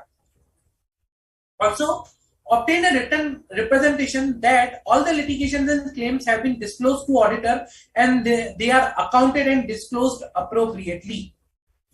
So that is the requirement with respect to the litigation. Any doubt with respect to the litigation, guys? Any doubt? See, it's critical to understand because these are the critical areas where you will actually face difficulty while performing the audit. To gather the evidence, sufficient and appropriate audit evidence is very challenging.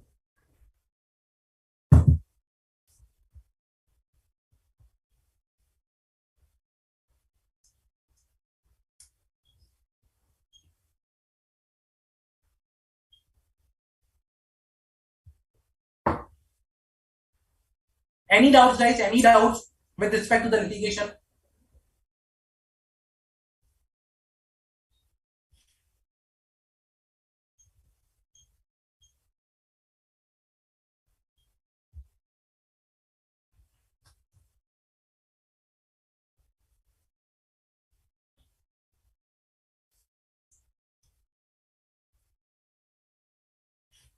If no doubts, then we can move forward and we can discuss the segment reporting. Okay. So now let us see the segment reporting. What are the additional requirements for the purpose of segment reporting? So with respect to the segment one, what the standard says is that you need to obtain sufficient and appropriate audit evidence regarding the presentation and disclosure of the segment information. So we are talking about presentation and disclosure of segment information. That segment information is appropriately presented and disclosed in the financial statement. Okay. For that, obtain understanding of the method used by the management in determining segment information. Okay. You need to obtain sufficient and appropriate audit evidence and understand the method that is used by the management. Then evaluate whether such methods are likely to result in disclosure in accordance with the financial reporting framework. Means whether such method that is applied by the management is appropriate. Okay. And are in line with the financial reporting framework, then test the application of such method wherever possible. Then perform analytical procedures or other audit procedures to gather audit evidence to ensure that the segment information is as per the financial reporting framework. That is the requirement of the standard. Clear? Pretty simple with respect to the segment.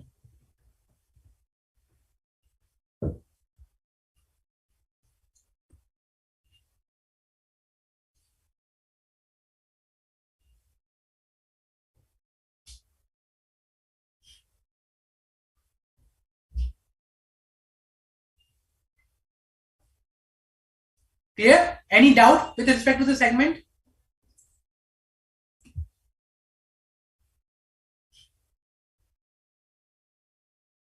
If no, then we can, I think, take one question on the segment and we can see, we can have a more clarity on this topic. So this was one of the questions asked in the exam.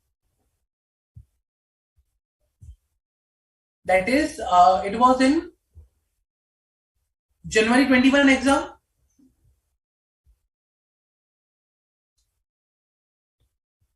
Okay, so let us see the question and how it is being answered.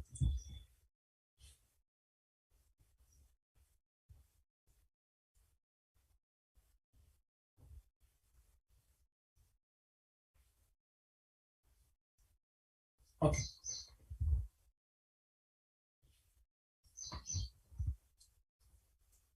GHK Associates Chartered Accountant conducting the audit of PBS Limited, a listed company for 3 years for the year ended 31/3/2020, is concerned with the presentation and disclosure of segment information included in the company's annual report.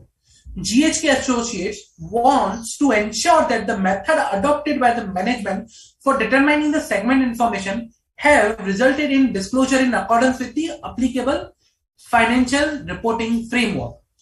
Guide GHK and Associate with examples of matters that may be relevant when obtaining an understanding of the method used by the management with reference to the relevant standards on auditing.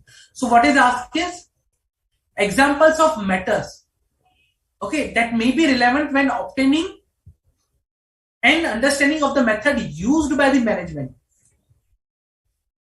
So what things you can look into to ensure that the method which is used by the management is appropriate? That is the main question over here. Let us see the answer. The auditors of GHK Associates wanted to ensure and obtain sufficient and appropriate audit evidence regarding the presentation and disclosure of segment information in accordance with the applicable financial reporting framework by obtaining an understanding of the method used by the management in determining segment information. SA 501 guides in this regard. As per SA 501, audit evidence specific consideration for selected items, examples of matter that may be relevant when obtaining an understanding of the method used by the management in determining segment information, whether such methods are likely to result in disclosure in accordance with the applicable financial reporting framework, include sales, transfer, charges between segment and elimination of inter-segment amounts, comparison with budgets and other expected results, for example, operating forfeits as a percentage of sale, allocation of assets and cost among segments, consistency with prior periods, and adequacy of the disclosure with respect to the inconsistencies. Okay, you can perform these, or you can check these examples in order to ensure that the method which are used by the management are in line, are appropriate or not. So for example, let's say I will discuss each one and I'll provide you a more detail. Okay. When I see this method, these examples, what these examples are of matters that may be relevant when I am obtaining an understanding of the methods that are used by the management. So with this example, let's say for example, sale, transfer, and charges between the segment, I can ensure that okay, whether the sale has been appropriately disclosed between the segments, transfers, charges between the segments, elimination of inter segments amounts. If I check these examples, these areas, I can check the method that is adopted by management, comparison with the budgets and other expected results, allocation of assets and cost among the segments. So the method which are used for these areas, methods which are used for these areas, okay, can provide me understanding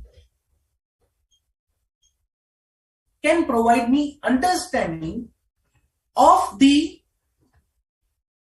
method that is used by management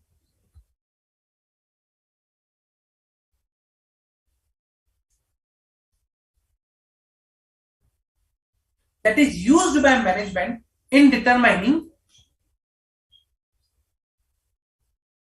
segment information. So with the help of these areas, I can check okay whether the method that is used by the management are appropriate, are sufficient to determine segment information, or are inconsistent with the applicable financial reporting framework. If yes, then I'm fine. If not, then there is an issue. So that's the question that was asked, and you were required to provide examples of matters that are relevant. Okay, so examples of matter or areas you can say where you can check the method which is applied by the management is appropriate or not, and whether that method which is applied by the management can give disclosure in accordance with the applicable financial reporting framework or not. Simple. Clear? Any doubt? See, at times, what was this issue? It has been faced. If I tell you, the issues that were faced was understanding of the question, understanding of the basically comments. You can say. So understanding the comments was understanding the question was a main issue in these type of questions, or you can say what is asked. So for example, at times students get confused that what is asked, what we are required to reply, or what we are required to answer. So for that, read the question thoroughly and see what is asked. Okay. What is asked in that particular question. So they are asking you guide GSK and associate with examples of matter that may be relevant. Okay, so you need to provide examples of matter. Some may write about the SA 501, what they are required to do with their segment reporting. They are not asking that. They are asking examples of matter that you need to provide. Clear?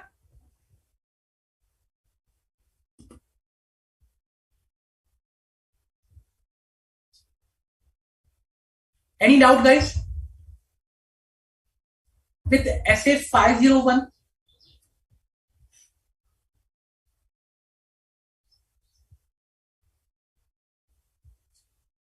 very important.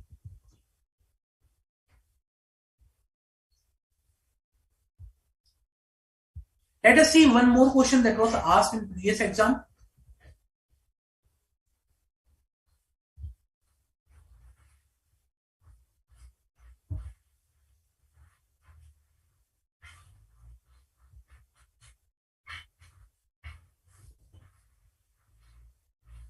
Okay. So that was the question. Moon Limited is a dealer in electronic appliances. The company has a centralized warehouse at the outskirts of Mumbai. The auditor of the company, Messrs. JK and Associate, normally attend the physical verification of the stocks carried out by the management at the end of financial year.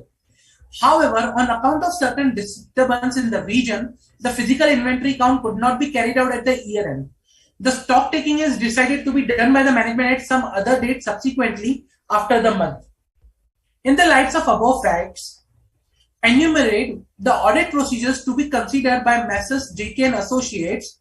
Okay, if physical inventory count is conducted at the date other than the date of the financial statement with reference to the relevant standards on accounting. So remember that what is required to be done when the date of count is some other than the financial statement closure one. So if the date of the count is some other date to the financial statement closure one, then in that case, what you are required to do? You are required, let's see the answer.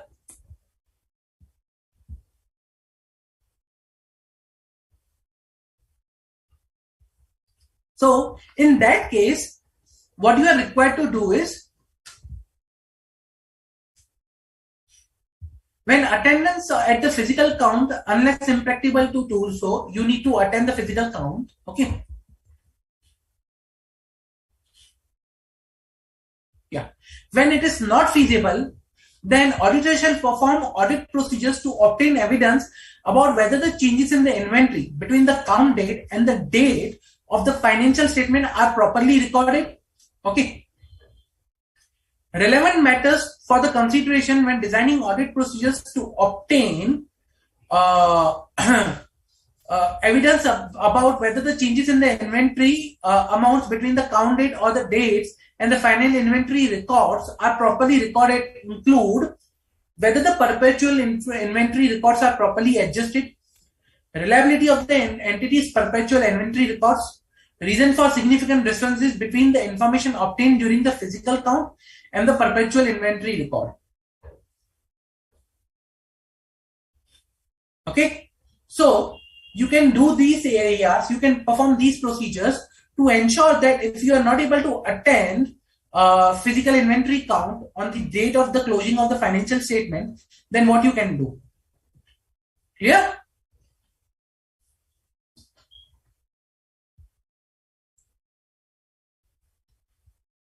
Any doubt with respect to this?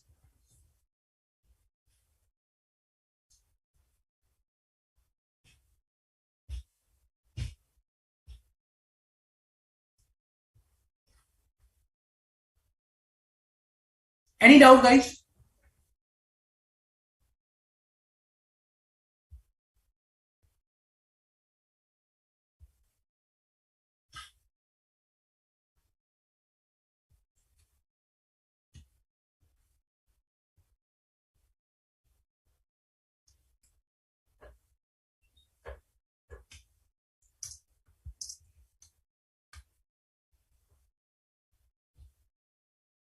No?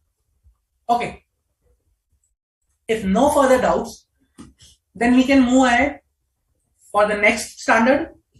That's the external confirmations. Okay. Now, remember one of the procedures of from test of details was the confirmation. Okay. And what this standard says that this standards provide the guidance with the auditor's use of the external confirmation procedure. Okay. To obtain the audit evidence. Now, it may happen that, in certain areas, you might not be able to identify or get audit evidence within the internal source. In that case, it is always advisable to get the audit evidence from the external source. So it is said that the audit evidence is more reliable when it is obtained from the independent source. Audit evidence is more reliable when it is obtained from directly by the auditor. And audit evidence is more reliable when it is in the documentary form. All three conditions can be done when we obtain an external confirmation. So external confirmation is something we is obtaining, from reliable outside the entity, independent source. External confirmation is directly received by the auditor. External confirmation is more reliable when it is exists in the documentary form. Okay. So these three things, these three areas are discussed with this particular standard. Let us see the notes. The scope of the essay. The scope deals with the auditor use of external confirmation procedure to obtain audit evidence. Now, objective is to design and perform external confirmation procedures to obtain relevant and reliable audit evidence. Okay, and audit evidence direct evidence is more reliable than the indirect. Evidence obtained from the independent source is more reliable, and the evidence in document form is more reliable than the oral one. Okay. Now, before starting, we need to understand there are two types of external confirmations.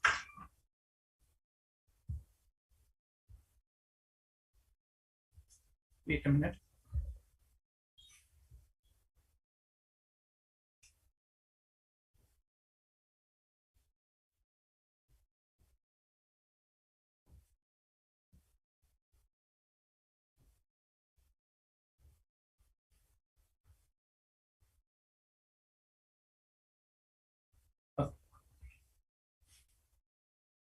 There's two types of external confirmations.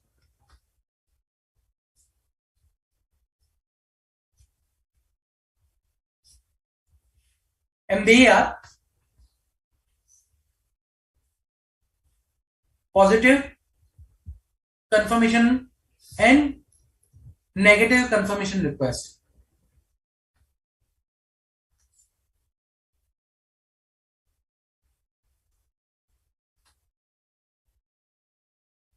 Okay. Positive confirmation request. When I say positive confirmation request, that means that is something you can say basically that you share the detail with the particular party or with the particular person to provide them. Okay, please confirm that this particular this is a particular details that balances are there or particular details you want to confirm. In the case of a negative one, a request that the confirming party respond directly to the auditor only if there is some disagreement. In positive, they are required to communicate directly to the auditor when confirming party agrees to the information that is provided. Okay. So here, confirm when agree, when the party agrees to the information.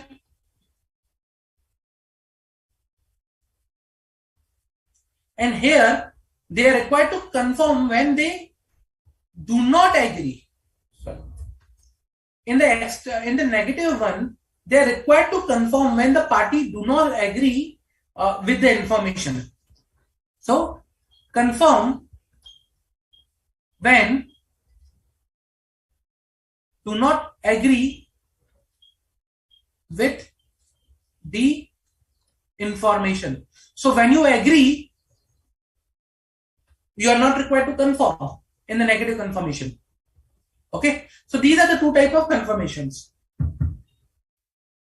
Okay, now when you are determining that whether you need to share out the external confirmation, okay, so you are required to maintain control over the external confirmation process. Okay, so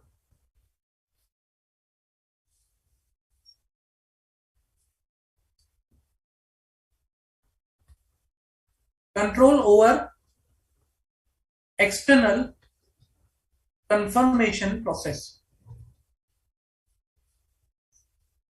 When you determine that you are required to share or you will be sharing the external confirmations, you should exercise a control over the external confirmation request or the process.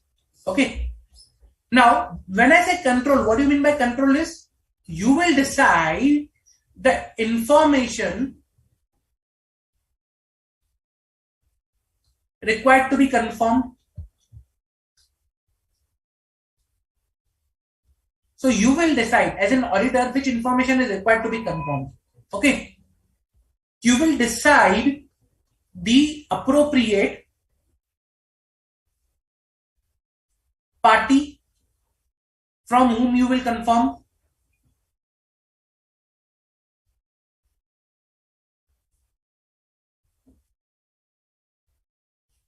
Okay, you will decide the designing of confirmation request. When I say designing, means what things are required to be included in the confirmation request, what will be the questions that you will be asking to them, what information you will be providing to them, and what you are asking in the written. Okay, and you will be sending the confirmations including follow-up.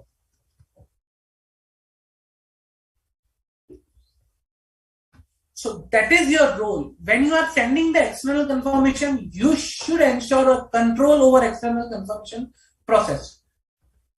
Determining the information to be confirmed, selecting the appropriate confirming party, designing the confirmation request, sending the request including the follow-up.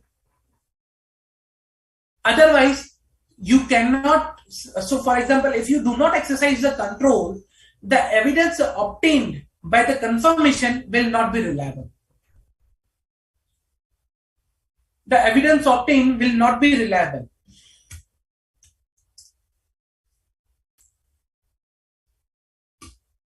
So it is necessary that you ensure the control over the confirmation process. Okay. I'll tell you one of the scene when you do not exercise basically control, what happens.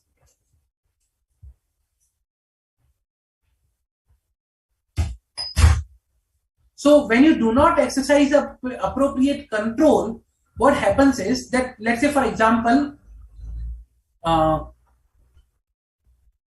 you can say that you will not be able to appropriately identify whether the confirmation was received from the appropriate party or not, whether the confirmation is reliable or not. You will not be able to say that the confirmation is reliable or accurate. Okay, in that case, so and hence you will not be able to use that as an audit evidence. So it is very necessary to ensure a control over this particular whole process. Clear?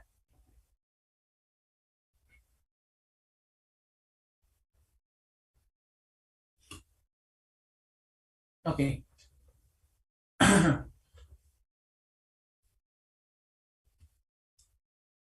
Then once you exercise the control over external confirmation process, then you can use this evidence as your audit evidence. Now, what if the management refuses? There is a refusal from the management to allow auditor to send an external confirmation. What you will do? You need to inquire the reason for the refusal. Okay, why you are refusing us, and ensure that the reason that is provided by the management is valid and reasonable. Okay, you need to verify the validity and reasonableness of the reason provided by the management. You need to evaluate the implications of the assessment on the risk of material misstatement, and what additional procedures you might be required to perform, or you might be required to revise your audit plan, and the nature, timing, and extent of the revised audit plan. So for example, let's say management has denied to send you the confirmations. Okay, you are not able to send. Now, after evaluating the reasonableness and the validity, you will evaluate the implications of the management refusal on your assessment of the risk of material misstatement. You might think, okay, management's reason is not valid, or they are not reasonable. So there might be a chance that there is a risk of fraud, and accordingly, your risk of material misstatement will become significant. Now, if there is a risk of fraud, you might require to perform additional procedures to obtain more corroborative and persuasive audit evidence. Additional procedures will require some more timing, more resources. Okay, so accordingly, you will think about what additional audit procedures you will perform and what will be its impact on the nature, timing, and extent of the audit procedures or audit plan that you are already there in the place. perform alternate audit procedures to gather more evidence. Okay.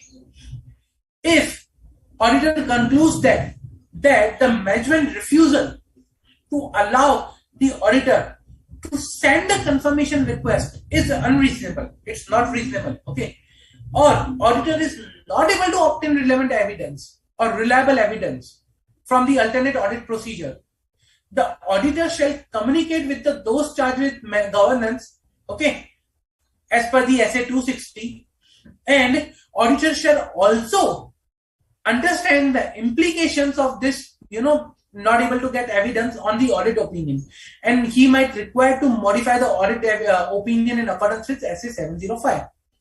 So if the refusal is unreasonable and the auditor is unable to gather audit evidence, then evaluate the impact on the audit opinion and communicate with those charged with governance. Okay. Now, as I said, if you are not exercising the control, then it will be difficult to ensure the reliability of the external confirmation. But but if you are having a doubt, if auditor identifies the factor that give rise to the doubt about the reliability of the external confirmation request, auditor shall obtain further evidence to resolve those doubts. Okay. And after even further audit procedures, you confirm that, okay, it's not reliable, the confirmation that you have received is not reliable, then you may consider the impact on the risk of material misstatement that you identified, including the risk of fraud. Okay. So you may, escalate your risk of material misstatement to the risk of fraud also, or from low to high or significant risk of material misstatement. And accordingly, you need to decide your audit procedures that you need to perform to gather more audit evidence. Okay. Now let's talk about the responses. Okay. What you are required to do with respect to the responses that you have received and its impact. Okay. When we can say a positive confirmation request is necessary. A positive confirmation request is necessary to obtain sufficient and appropriate audit evidence when alternate audit procedures will not be sufficient to provide you the audit evidence. So when alternate audit procedures will not be sufficient, you are required to send positive confirmation, not a negative one. Okay. If you are not able to obtain such audit evidence or positive confirmation, or there is no response, then auditor should determine the implication on the audit opinion, like whether you want to modify or not. If any exception has been received, what is an exception? Exception means difference in the response that has been received and the data with management. For example, let's say management is saying that we have a receivable from a debtor of rupees 10 crore. When I sent a confirmation, the debtor confirmed that I am not required to pay any amount, and he sent me a statement where he appropriately showed that the only amount that was receivable was 50 lakhs that he has already paid. Now there is an exception. For that exception, you are required to investigate and obtain further audit evidence. Okay. So if the exception is there, investigate and obtain further audit evidence. Now, areas where negative confirmation can be rolled out. So negative confirmation provides less audit evidence compared to the positive one. Okay. Negative confirmation provides less pervasive audit evidence than the positive one. Auditors should not use the negative negative confirmation request. However, if these are the conditions present, then you can use negative confirmation request. Which conditions? Risk of material misstatement for that assertion or balance is low. Control reliance is high, and sufficient and appropriate audit evidence is already obtained from test of controls.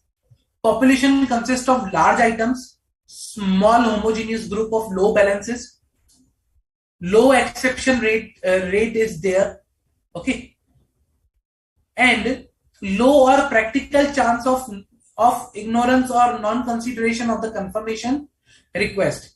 That is, the recipient will not disregard the confirmation received by him, and he will reply to that. So if all these items are present, okay, then you can send negative confirmation request. Otherwise, not. You cannot. Okay.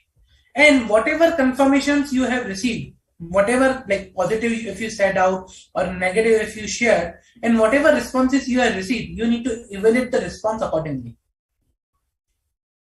Clear?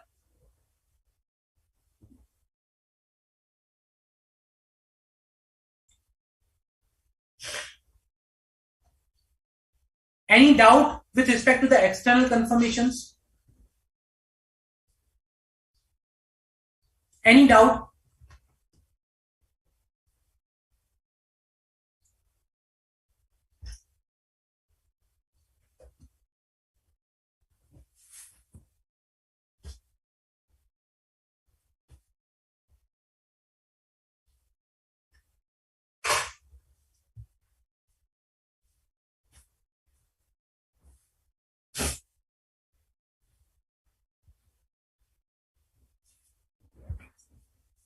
Okay, so one question is there. How to determine whether the confirmation has reached or not? Okay, how to determine that the confirmation has been received by the person or not? See, when you are sending the external confirmations, there are things that you need to take care of. Okay, what you need to do is, when you are sending out the confirmation, make sure that the address, in case of electronic confirmation, the mail ID is appropriately valid, or is for that particular person only. So you need to validate the address or the mail IDs or the contact information that you have received from for that particular person or the party. Number two, perform additional procedures to ensure that the contact information is correct. For example, let's say you rolled out an external confirmation on a particular address. What you can do is, you can call that person. We rolled out the external confirmation. Have you received it? And if you have received it, when you are going to reply? Okay. Or you can visit their office. Like if you have that much resource available, you can visit their office, okay, to inquire that we rolled out an external confirmation. Have you received it? Okay. And if you have received it, when you are going to respond? So by this way, you can ensure that the external confirmation has been appropriately received and the contact information that were provided to you were appropriate. So in one of the case, what we did is, we rolled out external confirmation. Okay. 2 data. Now, some of the mail IDs of the data were, at the gmail.com, at the yahoo.com, they were not having appropriate, or you can say authentic mail IDs. We obtained the contact information. With respect to the contact information, we called them and we tried to ask them, are you speaking this particular person? He said, yes, I'm speaking this particular person. Do you know this person? Do you know our client? He said, yes, we know our client. I asked them, we sent out some confirmation. Have you received it? And we asked them, and what we did is, in top of the confirmation, we mentioned a reference number. And when we called them, that particular person, we said that, okay, have you received the confirmation? He said, I have received the confirmation. I said, can you confirm the reference number that is mentioned on your confirmation? He confirmed that the reference number. So means he have received the appropriate confirmation that we are talking about. Okay. Then we asked him, can we visit your place to speak with you? And he said, okay, please visit the place. He provided us the detail. And from some, external records, nowadays external records are available. Let's say, for example, if it is a company, okay, you can go on the MCA website and you can check the address, whether the address provided by the person is matching with the records and the details that is available on the MCA website. or you can check, okay, by visiting that particular area, before visiting that particular location, check nearby whether the signboard of that particular person of the business. You can check further details. If you have, some doubt about that particular person, you can perform some procedures like, asking nearby whether this business is there or not, from since how many days this business is being operated over here, and there are a lot many procedures available. So from that we gathered the information, and then we went to the person, we asked him some questions, asked about his IDs. Can you share us some your IDs? And he was happily cooperative. He shared the IDs, identification details, and he confirmed us the details, and we came back. By this way, you can obtain additional information to ensure that the confirmation has been received by the correct person. But that is only when the material balance is. If the balance is not that much material, then I'll suggest it is a professional judgment to involve such much time and resource in that particular procedure. Okay, I hope that clarifies your question, Namita.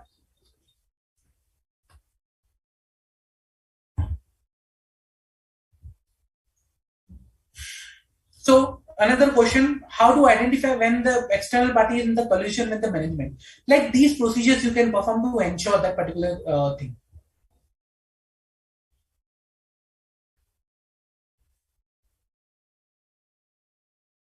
Also, what you can do is, let's say for example, when you are receiving the response, what you can do is you can ensure, okay, the response that you have received is from proper source. Okay, the response you have received is from the proper person. Integrity of the transmission, like let's say how you have received the response. Let's say, what if the management is coming back to you, we have received the response, instead of that person sending to you, he has sent to us. Can you accept that response? Answer is no. Okay, so you need to ensure the response has been received from the proper source, it is from proper person, and has been transferred, or the transmission is to appropriate channel, so that you can ensure the integrity of the response.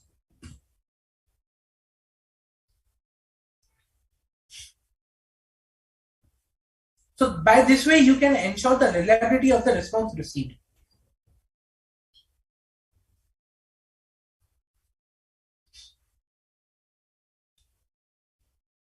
Okay. Now you may wonder, what is the alternate procedures you can perform once you not receive any response? So alternate procedures depend upon the type of area for which the confirmations were sent. For example, let's say I'll give you some examples.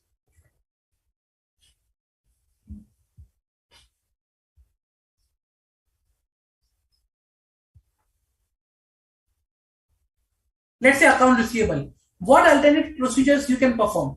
You can check for subsequent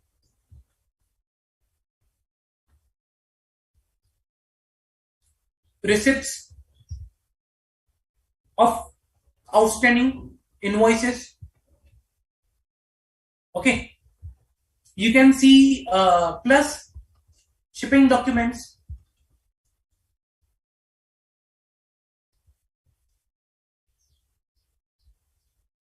of outstanding invoices.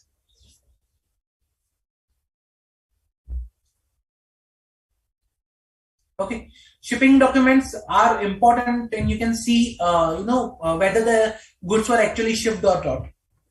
So then, let's say for accounts payable, what you can do is subsequent payment to that vendor, plus goods received,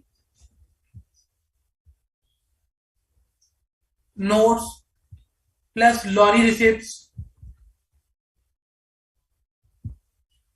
plus shipping documents,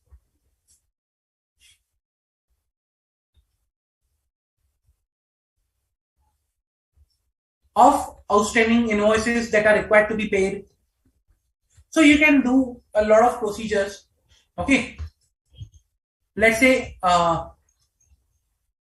bank balance. For bank balance, we mandatory say that its confirmations are required. But in case you are not able to get confirmation, till that time what you can do is, okay, check subsequent clearance of the what you can say items open in BRS, means items to be reconciled, okay, in BRS. Then till that date, if you can obtain bank statement of current period plus subsequent period to check opening and closing balance, you can validate the transaction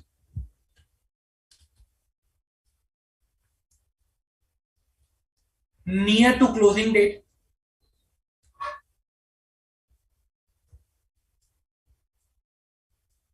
Okay, so some procedures you can perform and get some responses, some evidences, but that is not, you may say that is not that much persuasive evidence that is required to say that we have received the sufficient and appropriate audit evidence.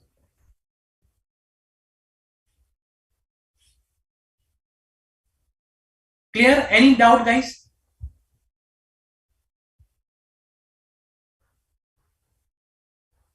So if external party refuse to give the response, you can perform these additional procedures over here.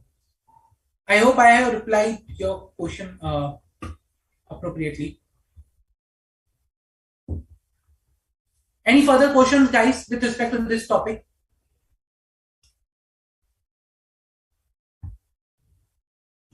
If no, then let's solve some of the you can say questions, MCQs, and we'll see some of the past examples, past questions on this topic. Okay.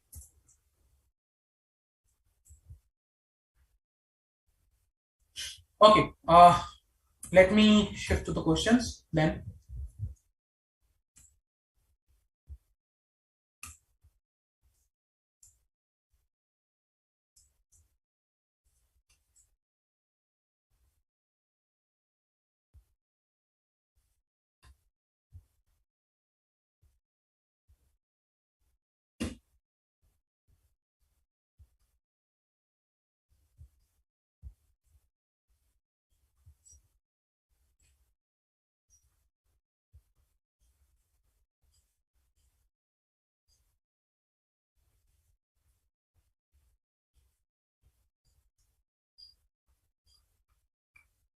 Okay.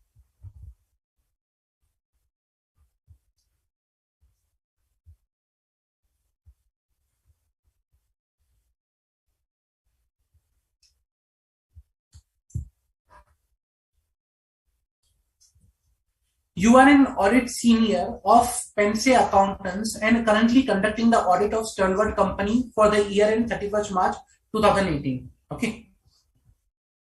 Below is the extract from the list of supplier statement as at 31st March 2018 held by the company and the corresponding payables ledger balance at the same date, along with some commentary on the difference noted.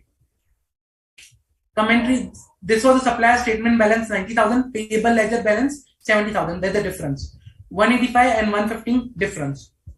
APN company, the difference in the balance is due to an invoice which is under dispute due to faulty goods which were returned on 29th March 2018.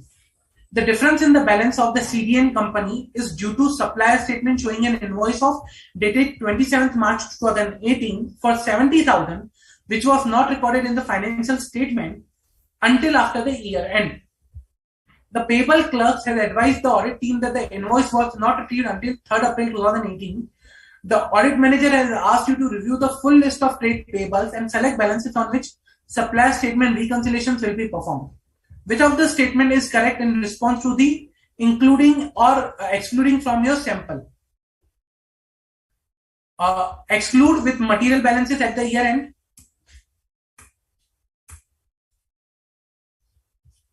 Exclude suppliers which have a high volume of business with Stalwart and Company. Include major suppliers with nil balances at the year end. Include suppliers where the statement agrees to the ledger. So which are the thing correct with respect to the exclusions and inclusions over here?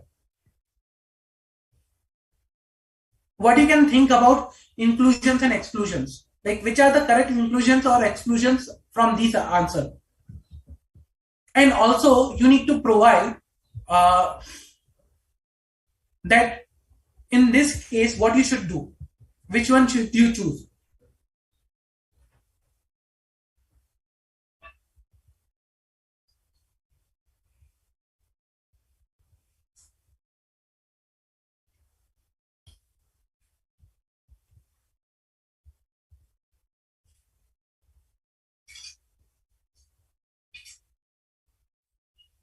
Come on, guys. Pretty easy. There is nothing difficult in this.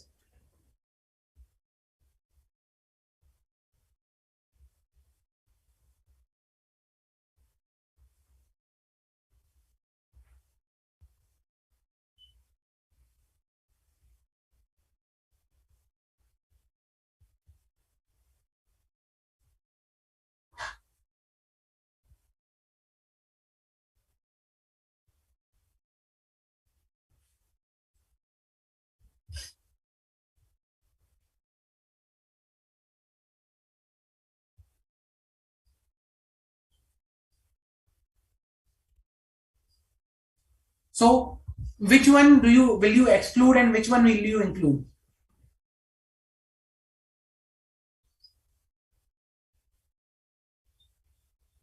Come on, guys. See, exclude the material balances at the year end. That is incorrect. Exclude supplier which have a high volume with the business is also incorrect. You need to include these items. Include major suppliers with nil balance at the year end is the correct reason, because nil balance at the year doesn't mean that there was no transaction during the year. So we include balances which are zero at the year end in our confirmation. Reason, because that will give us some of the confirmation with respect to the transactions that were there during the year. So for example, let's say there were during the year transaction on instant payment basis. For example, the party purchased, let's say 10 crore of rupees of goods and paid immediately. At the year end, you will see a nil balance, but that doesn't mean that there was a no transaction during the year. And include supplier where the statement agrees to the ledger. If the statement agrees to the ledger, then there is no point of inclusion in that. So you need to include major suppliers with the nil balance at the year end. Okay.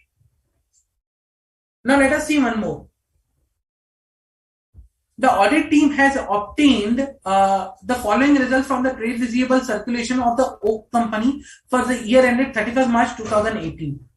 Okay. Now these are the name of the customers, balances as per sales ledger, balance as per the confirmation and comments.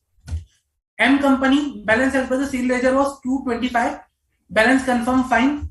Invoice was raised on 28 March 2018. Okay. N company, 350, balance confirmation 275, payment made on 30 March 2018. O company, 620, balance confirmation 480, a balance of 45,000 is currently being disputed. P company, 535, balance confirmation 535, there are no comments. R company, 178, and you have received no reply for that. Okay. Now, in the current case, what we are required to do is, which of the following statements you need to answer is true. No further audit procedures are needed to be carried out in relation to the outstanding balance of M company and P company. So they are saying that no procedures are required to be carried out for M and P. The difference in relation to N company represent the timing difference and should be agreed to pre-year and invoice. Okay. The difference in relation to the O company represent the timing difference and should be agreed to pre-year and bank statement. Due to non-reply, the balance with R company cannot be verified and the difference customer balance should be selected and circulated. So what is the correct option over here?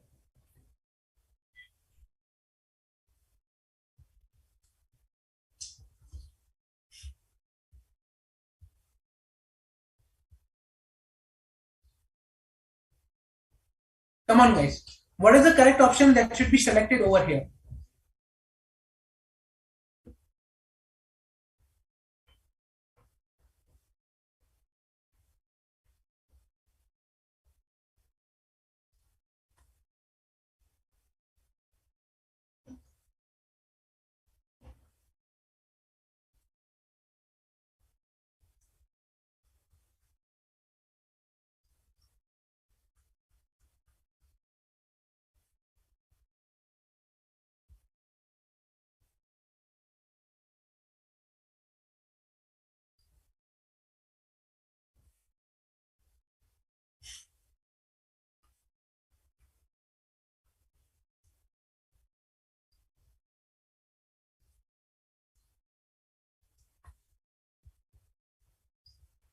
See, in the current case, balance as per sales ledger is 225 and balance as per the confirmation is 225. But there was an invoice which was raised on 28 March 2018. So balance as per sales ledger should be high. And accordingly, I need to perform some procedures to understand why there is no difference. There should be a difference. And hence, I need to perform some procedures. A will be wrong. N company, there is a payment made on 30th March 2018. Okay. Because of which, balance as per the confirmation should be, what you can say is, balance as per the confirmation will be low because the person or the debtor has made a payment and I need to check that particular payment with the post year end because the person has made on 30th March, still it is not there in my books. It will be after the year end in my books.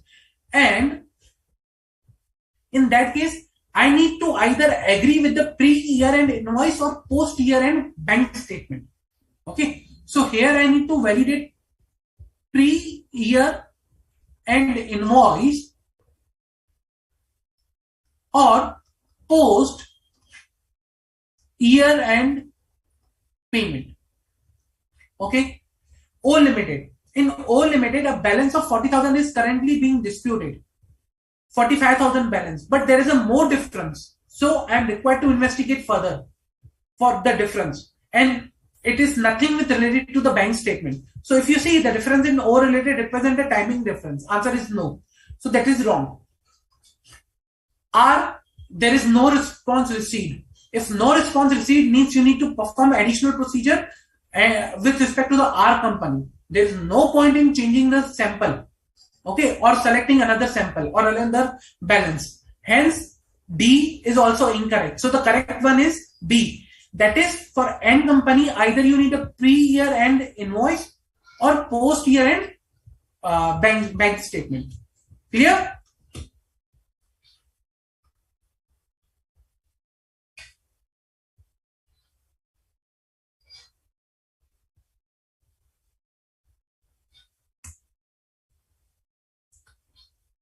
Let us see some more MCQs.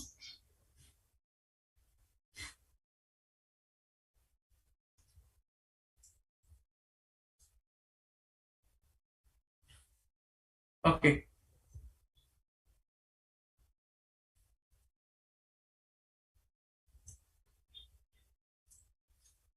Messrs.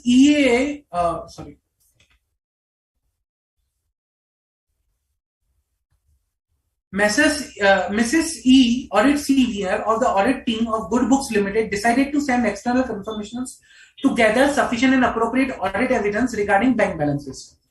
Ms. E was aware that the auditor should exercise control over the external confirmation process as per SA 505 by determining the information to be confirmed or requested, by selecting the appropriate confirming party and designing the confirmation request. As an engagement manager, guide Mr. E as to which procedure she did not mention that should be part of the required procedures necessary to exercise the control over external confirmation process. Sending the request, including follow-up request when applicable, performing alternate procedures when auditor can choose to send external confirmation, inquiry with the management whether the appropriate confirmation was sent, including necessary follow-ups, obtaining written representation letter from the management regarding the completeness of external confirmation shared by the management. So, which is a procedure that Miss E did not mention respect to the control that is required to be exercised. So, what she has mentioned, determining the information to be confirmed, selecting the appropriate confirming party, designing the confirmation request. She has mentioned these three procedures to exercise the control. She missed out one, which is the one from these options. So, which is the one she missed out from the option, guys?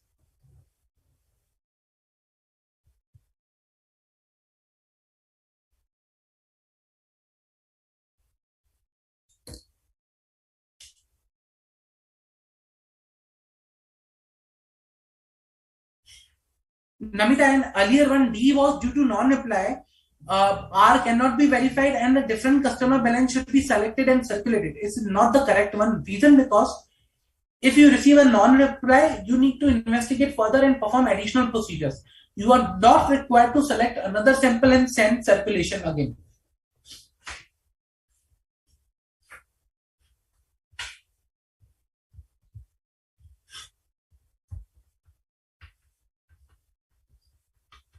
So in current case, what should be the appropriate answer? Come on, guys. We discussed this one.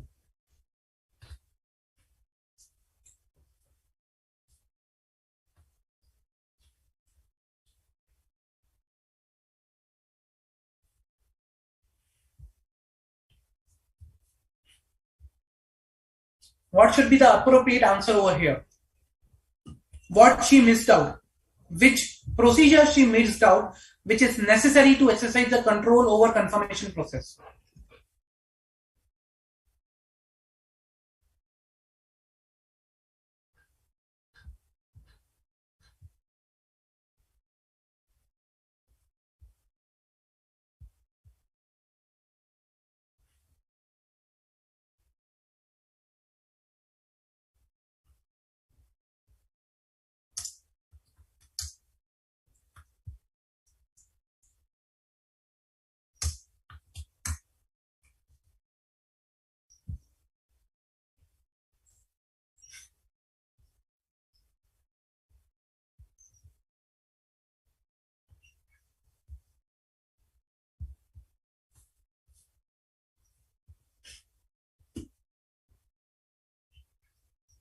Come on, guys.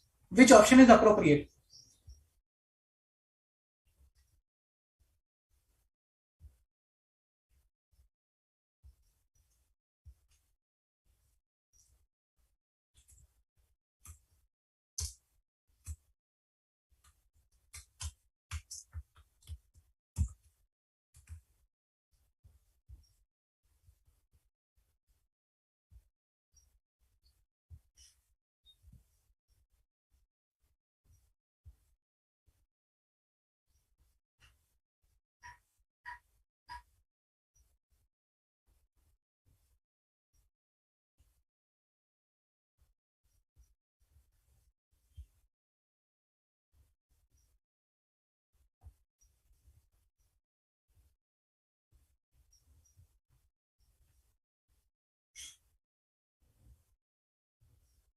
I'm waiting for your answer, guys. So, in the current case, I'll provide you the answer. See, the area that she missed out was sending the request, including follow-up request when applicable. Reason because if you will allow management sending the request, then the integrity of the process will not be there. So, A is the correct answer. Okay. Now, let's understand why the other options are not correct. Performing alternate procedures. Performing alternate procedures when auditor can choose to send external confirmation. This has nothing to do with the exercising of control. So, not correct. Inquiring with the management whether the appropriate confirmation was sent. You are required to send the confirmation to exercise the control, not the management. And hence, this is also incorrect. Obtaining written representation letter. Again, nothing to do with the confirmation request sending. So the nothing to do with the request exercising control. Again, not correct answer. So sending request including follow up is the one that we are required to do to exercise the control. See, we discussed here. Sending confirmations including follow up is necessary to exercise the control over confirmation process. Okay, so A was the correct answer. Any doubt, guys, with respect to this particular standard? Any doubt?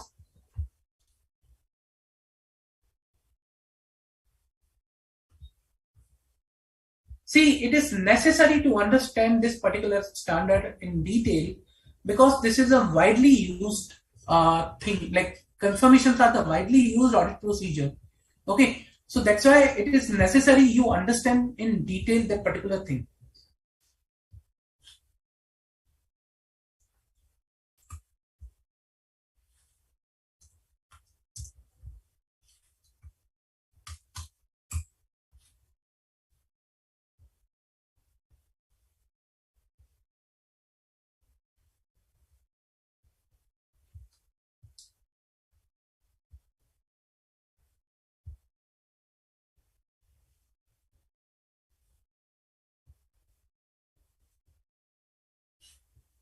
Any doubt, guys? Any doubt?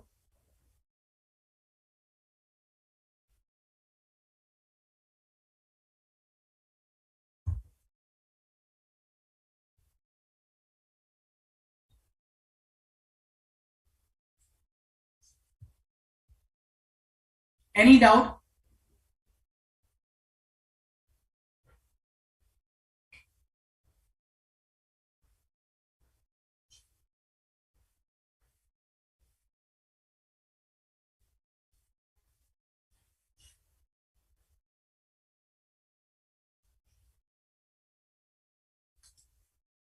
Okay.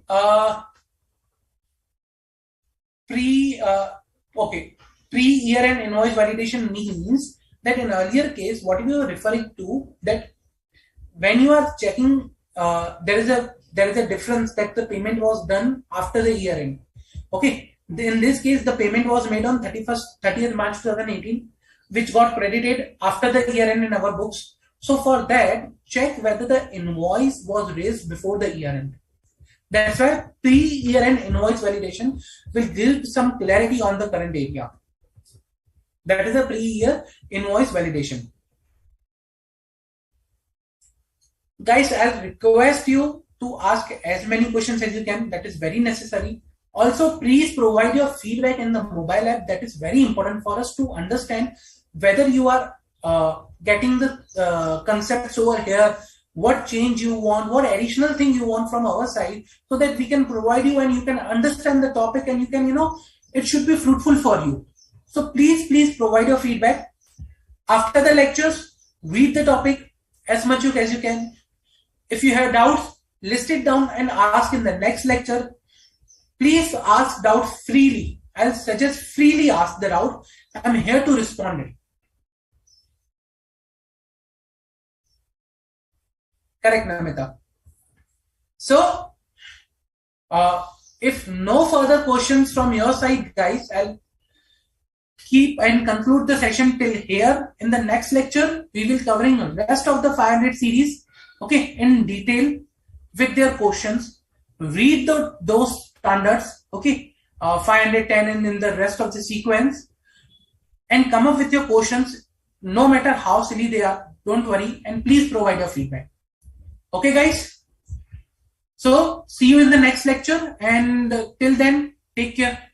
Have a nice day.